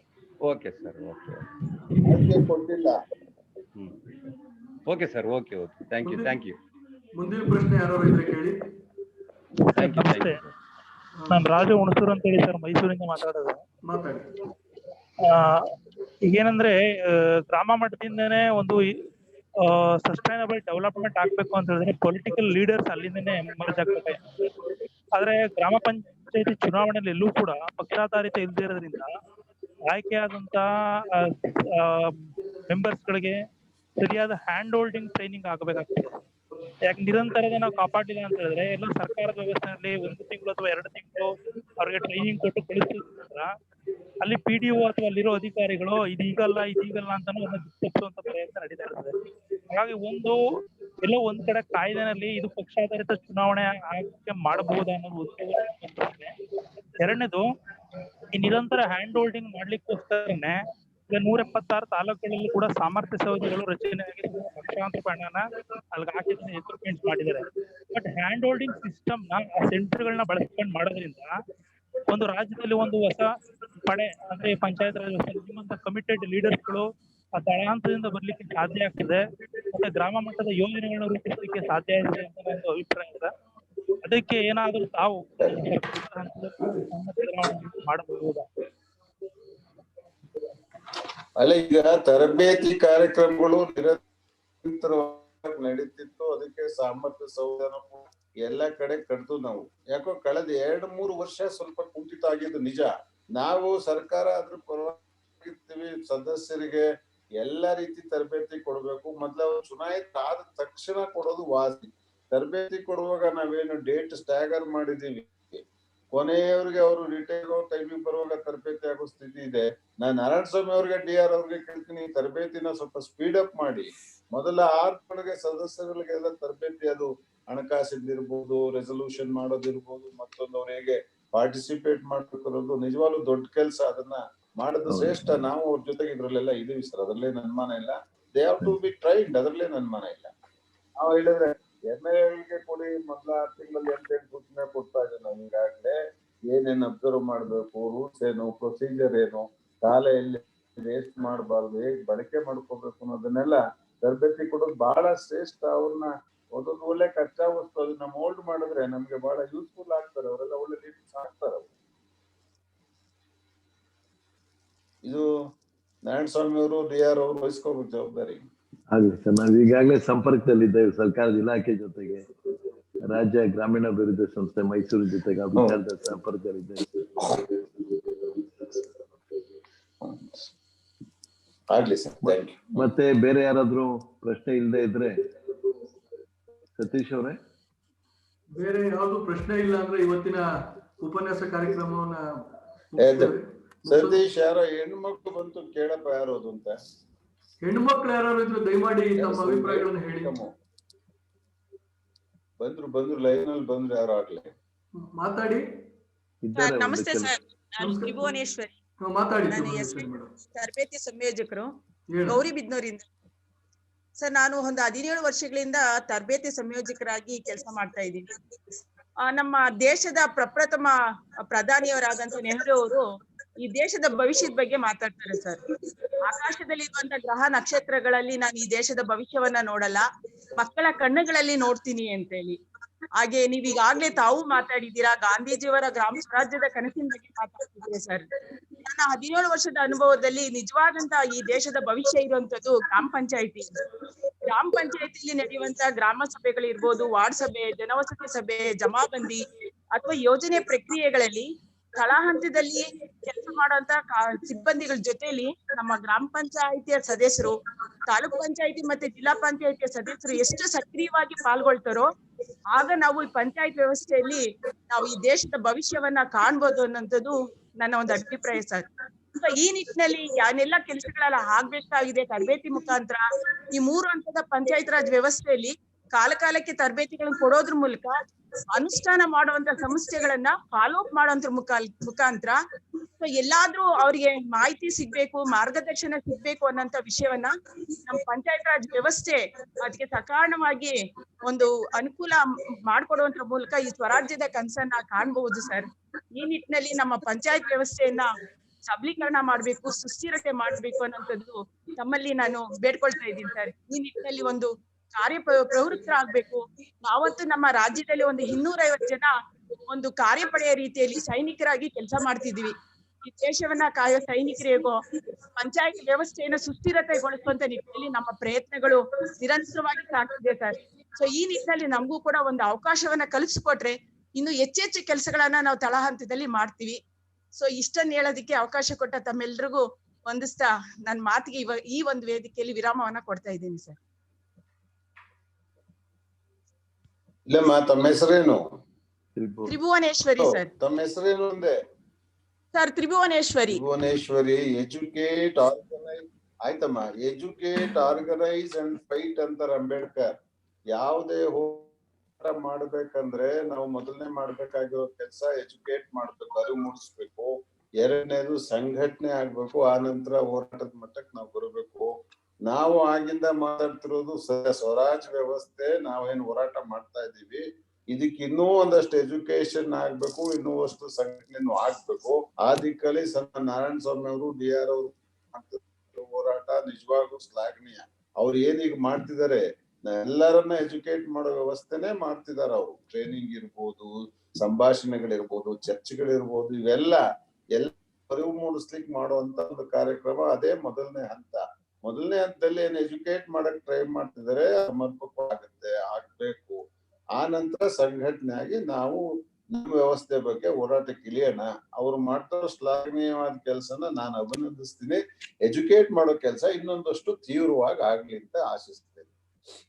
ಧನ್ಯವಾದಗಳು ಸರ್. ಇಲ್ಲಿ ಸೋದರಿ ತ್ರಿಭುವನೇಶ್ವರಿ ಅವ್ರು ಹೇಳಿದ್ದಂಥದ್ದು ಮುಖ್ಯವಾಗಿ ನಮ್ಮ ರಾಜ್ಯದಲ್ಲಿ ತರಬೇತಿ ಪಡೆದಂತ ಅನುಭವ ಇರುವಂತ ಸಂಪನ್ಮೂಲ ವ್ಯಕ್ತಿಗಳ ಪಡೆಯನ್ನೇ ಇದೆ. ಅವ್ರು ಈಗಾಗ್ಲೇನೆ ಈ ತರಬೇತಿ ಕೊಡುವಂತ ಕಾರ್ಯಕ್ರಮದಲ್ಲಿ ಕೆಲಸ ಮಾಡ್ಕೊಂಡು ಬಂದಿದ್ದಾರೆ. SID ಸಂಬಂಧಪಟ್ಟಂತ ಇರ್ಬೋದು, ನಮ್ಮ ಗ್ರಾಮೀಣಾಭಿವೃದ್ಧಿ ಇಲಾಖೆಗೆ ನೇರವಾಗಿ ಸಂಬಂಧಪಟ್ಟದಿದ್ದು, ಅಥವಾ ನಾವು ಈಗ ಪಂಚಾಯತ್ ರಾಜ್ ಪರಿಷತ್ನವರು ಗ್ರಾಮ ಪಂಚಾಯತಿ ಚುನಾವಣೆ ಪೂರ್ವದಲ್ಲಿನೂ ಒಂದು ದಿವಸದ ಕಾರ್ಯಕ್ರಮ ರೂಪಿಸ್ಬೇಕು ಅಂತಿರುವಂತದ್ದು ಕೂಡ ಅವರೆಲ್ಲರೂ ಸಹಕಾರದಿಂದ ಅನ್ನುವಂಥದ್ದನ್ನು ಕೂಡ ಈ ಸಂದರ್ಭದಲ್ಲಿ ನಾನು ತಿಳಿಸ್ತೇನೆ ಸರ್. ನಮ್ಗೆ ಹೃತ್ಪೂರ್ವಕವಾದಂತಹ ಧನ್ಯವಾದಗಳು. ಸತೀಶ್ ಅವರು ನಮ್ಗೆ ಪಂಚಾಯತ್ ರಾಜ್ ಪರಿಷತ್ತಲ್ಲಿ ಪ್ರಧಾನ ಕಾರ್ಯದರ್ಶಿಗಳಾಗಿ ಬಹಳ ಕ್ರಿಯಾಶೀಲರಾಗಿ ಕಾರ್ಯಕ್ರಮ ರೂಪಿಸೋದ್ರಲ್ಲಿ ಸಹಕರಿಸ್ತಾ ಇದ್ದಾರೆ. ಈ ಕಾರ್ಯಕ್ರಮಗಳಲ್ಲೂ ಕೂಡ ಅವರ ಪ್ರಯತ್ನ ಶ್ಲಾಘನೀಯವಾದಂಥದ್ದು. ಸತೀಶ್ ಅವರು ಇನ್ನೇನವ್ರು ಹೇಳುವಂತದ್ದು ಇದೆಯಾ? ಇಲ್ಲ ಸರ್, ವಂದನಾರ್ಪಣೆ ಮಾಡ್ತೀನಿ, ಮುಗಿಸೋಣ ಸರ್. ಹಾ, ದಯವಿಟ್ಟು.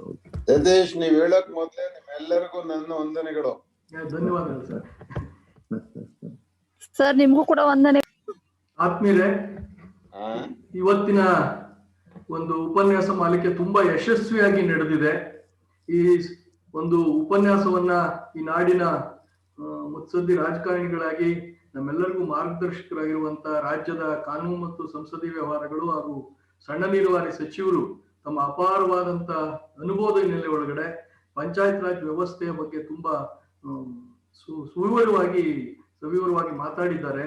ಅವರಿಗೆ ಕರ್ನಾಟಕ ಪಂಚಾಯತ್ ರಾಜ್ ಪರಿಷತ್ತಿನ ಪರವಾಗಿ ಹಾಗೂ ಭಾಗವಹಿಸಿದ ಎಲ್ಲರ ಪರವಾಗಿ ಧನ್ಯವಾದಗಳನ್ನ ಅರ್ಪಿಸ್ತೇನೆ. ನಮಸ್ಕಾರ. ಹಾಗೇನೆ ಮಣಿಶಂಕರ್ ಅಯ್ಯರ್ ಸರ್ ಅವರು, ಈ ಭಾರತದ ಪ್ರಪ್ರಥಮ ಪಂಚಾಯತ್ ರಾಜ್ ಸಚಿವರವರು, 73ನೇ ತಿದ್ದುಪಡಿ ಆಗ್ಲಿಕ್ಕೆ ಮೂಲ ಮೆದುಳಾಗಿ ಕೆಲಸ ಮಾಡಿದವರು ರಾಜೀವ್ ಗಾಂಧಿ ಅವರ ಹಿಂದೆ. ಅವರು ಇವತ್ತು ಈ ಸಭೆಯಲ್ಲಿ ಭಾಗವಹಿಸೋದ್ರ ಮೂಲಕ ಕರ್ನಾಟಕ ಪಂಚಾಯತ್ ರಾಜ್ ವ್ಯವಸ್ಥೆ ಬಗ್ಗೆ ಒಳ್ಳೆಯ ಮಾತುಗಳನ್ನಾಡಿದ್ದಾರೆ. ನಮಗೆ ಅವರ ಅಪಾರವಾದ ಅನುಭವವನ್ನು ಹಂಚಿಕೊಂಡಿದ್ದಾರೆ. ಅವರಿಗೆ ಧನ್ಯವಾದಗಳನ್ನ ಅರ್ಪಿಸ್ತೇನೆ. ಹಾಗೆ ನಮ್ಮ ಸಂಸ್ಥೆಯ ಕಾರ್ಯಾಧ್ಯಕ್ಷರಾದಂತಹ ಸಿ ನಾರಾಯಣ ಸ್ವಾಮಿ ಸರ್ ಅವರು, ಉಪಾಧ್ಯಕ್ಷಗಳಾದಂತ DR ಪಾಟೀಲ್ ಸರ್ ಅವರು, ಗೋರ್ಪಡೆ ಸರ್ ಅವರು, ಹಾಗೆ ಅನೇಕ ಮಹನೀಯರು ರಾಜ್ಯಾದ್ಯಂತ, ಕೆಲವರು ದೇಶದ ವಿವಿಧ ಭಾಗಗಳಿಂದ ಇವತ್ತು ಸೇರಿ ನಮ್ಮ ಈ ಸಭೆ ಒಳಗೆ ಭಾಗವಹಿಸಿದ್ದಾರೆ. ಹಾಗೂ ಫೇಸ್ಬುಕ್ ಲೈವ್ ಅಲ್ಲಿ ತುಂಬಾ ಜನ ಇದನ್ನು ನೋಡಿದ್ದಾರೆ. ಈ ಮಾಲಿಕೆ ನಿರಂತರವಾಗಿ ಮುಂದುವರಿಯುತ್ತೆ. ಬಹುತೇಕರ ಅಭಿಪ್ರಾಯ ಸರ್, ಇಲ್ಲಿ ನಾನು ಮಾತು ಮುಗಿಸೋದಕ್ಕಿಂತ ಮುಂಚೆ ನಮ್ಮ ತರಬೇತಿಗೆ ಸಂಬಂಧಪಟ್ಟ ಹಾಗೆ ಬಂದಂತ ವಿಷಯದಲ್ಲಿ ಈ ಸಾಮರ್ಥ್ಯ ಸೌಧಗಳನ್ನ ಒಂದು ತಾಲೂಕ್ ಲೆವೆಲಿನ ಅಪೆಕ್ಸ್ ಟ್ರೈನಿಂಗ್ ಸೆಂಟರ್ ಗಳಾಗಿ ಮಾಡಬೇಕು ಅನ್ನೋದು ಸಾಮರ್ಥ್ಯ ಸೌಧವನ್ನ ಪ್ರಾರಂಭ ಮಾಡಿದಾಗ ಗ್ರಾಮ ಸ್ವರಾಜ್ ಫೇಸ್ 1 ನಲ್ಲಿ ಅದಕ್ಕೆ ಮಾಡಿದ್ದು ಸರ್. ಆದ್ರೆ ಕಟ್ಟಡ ಕಟ್ಟಿದ್ರು, ಅದಕ್ಕೆ ಬೇಕಾದ ಎಲ್ಲ ಸೌಕರ್ಯ ಕೊಟ್ರು. ಅಲ್ಲಿಗೆ ಮ್ಯಾನ್ ಪವರ್ ಕೊಡೋದ್ರ ಮೂಲಕ ನಿರಂತರವಾಗಿ ತಾಲೂಕು ಹಂತದಲ್ಲಿ ನಡೆಯುವಂತ ಎಲ್ಲ ಡೆವಲಪ್ಮೆಂಟ್ ಡಿಪಾರ್ಟ್ಮೆಂಟ್ಸ್ ತರಬೇತಿಗಳನ್ನ EC ಪ್ರೋಗ್ರಾಮ್ಸ್ ಆಗ್ತವೆ, ಅವೆಲ್ಲ ಅಲ್ಲಿ ನಡೆಯುವಂತೆ ಮಾಡಬೇಕು. ಅಲ್ಲಿ ನಿರಂತರವಾಗಿ ಒಬ್ಬ ತರಬೇತಿ ಸಂಯೋಜಕರು ಇರೋದ್ರ ಮೂಲಕ ಆ ಭಾಗದ ಗ್ರಾಮ ಪಂಚಾಯತಿ ಸದಸ್ಯರಿಗೆ ಅಥವಾ ಬೇರೆ ಜಿಲ್ಲಾ ಪಂಚಾಯತಿ, ತಾಲೂಕ್ ಪಂಚಾಯತಿ ಸದಸ್ಯರಿಗೆ ಆಗಿಂದಾಗಿ ಬರುವಂತ ಸಮಸ್ಯೆಗಳನ್ನ ಪರಿಹಾರ ಮಾಡುವಂತ, ಹ್ಯಾಂಡ್ ಹೋಲ್ಡಿಂಗ್ ಮಾಡುವಂತ ಕೆಲಸ ಆಗ್ಬೇಕು ಅನ್ನೋದು ಬಹುತೇಕರ ಒಂದು ಅಭಿಪ್ರಾಯ. ದಯಮಾಡಿ ಕಾನೂನು ಸಚಿವರಾಗಿ ಇದಕ್ಕೆ ಸರ್ಕಾರಕ್ಕೆ ಒಂದು ಒಳ್ಳೆ ಹೆಸರು ಬರುತ್ತೆ ಸರ್. ಈ ಬಜೆಟ್ ಅಲ್ಲಿ ನೀವು ಇದನ್ನ ಅನೌನ್ಸ್ ಮಾಡಿದ್ರೆ ಯಾವುದೇ ಹಣಕಾಸಿನ ₹1 ಖರ್ಚಾಗೋದಿಲ್ಲ ಸರ್. ವ್ಯವಸ್ಥೆ ಇದೆ, ಅಲ್ಲಿ ಒಬ್ಬ ಇರೋ ಮ್ಯಾನ್ ಪವರ್ ಇದೆ, DTCs ಇದ್ದಾರೆ. ಅವ್ರನ್ನಲ್ಲಿ ನೋಡಲ್ DTCs ಆಗಿ ನೇಮಕ ಮಾಡೋದ್ರ ಮೂಲಕ ಸರ್ಕಾರ ಭಾರತದಲ್ಲೇ ಪ್ರಪ್ರಥಮ ಬಾರಿಗೆ ತರಬೇತಿಯನ್ನ, ಕೆಪಾಸಿಟಿ ಬಿಲ್ಡಿಂಗ್ ಅನ್ನ ಡಿಸೆಂಟ್ರಲೈಸ್ ಮಾಡಿದಂತ ಒಂದು ಕೀರ್ತಿಗೆ ಭಾಜನರಾಗ್ತೀರಾ ಸರ್. ಇದನ್ನ ದಯಮಾಡಿ ನೀವು ನಮ್ಮ ಗ್ರಾಮೀಣಾಭಿವೃದ್ಧಿ ಸಚಿವರು ಮತ್ತು ಮುಖ್ಯಮಂತ್ರಿಗಳ ಹತ್ರ ಮಾತಾಡಿ ಮಾಡಿಸಿದ್ರೆ ಕರ್ನಾಟಕಕ್ಕೆ ಭಾರತದಲ್ಲಿ ಒಂದು ಒಳ್ಳೆ ಹೆಸರು ಬರುತ್ತೆ ಸರ್.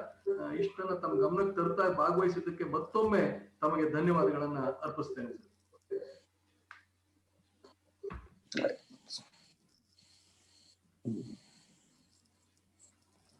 ಎಲ್ರಿಗೂ ನಮಸ್ಕಾರ, ಧನ್ಯವಾದ.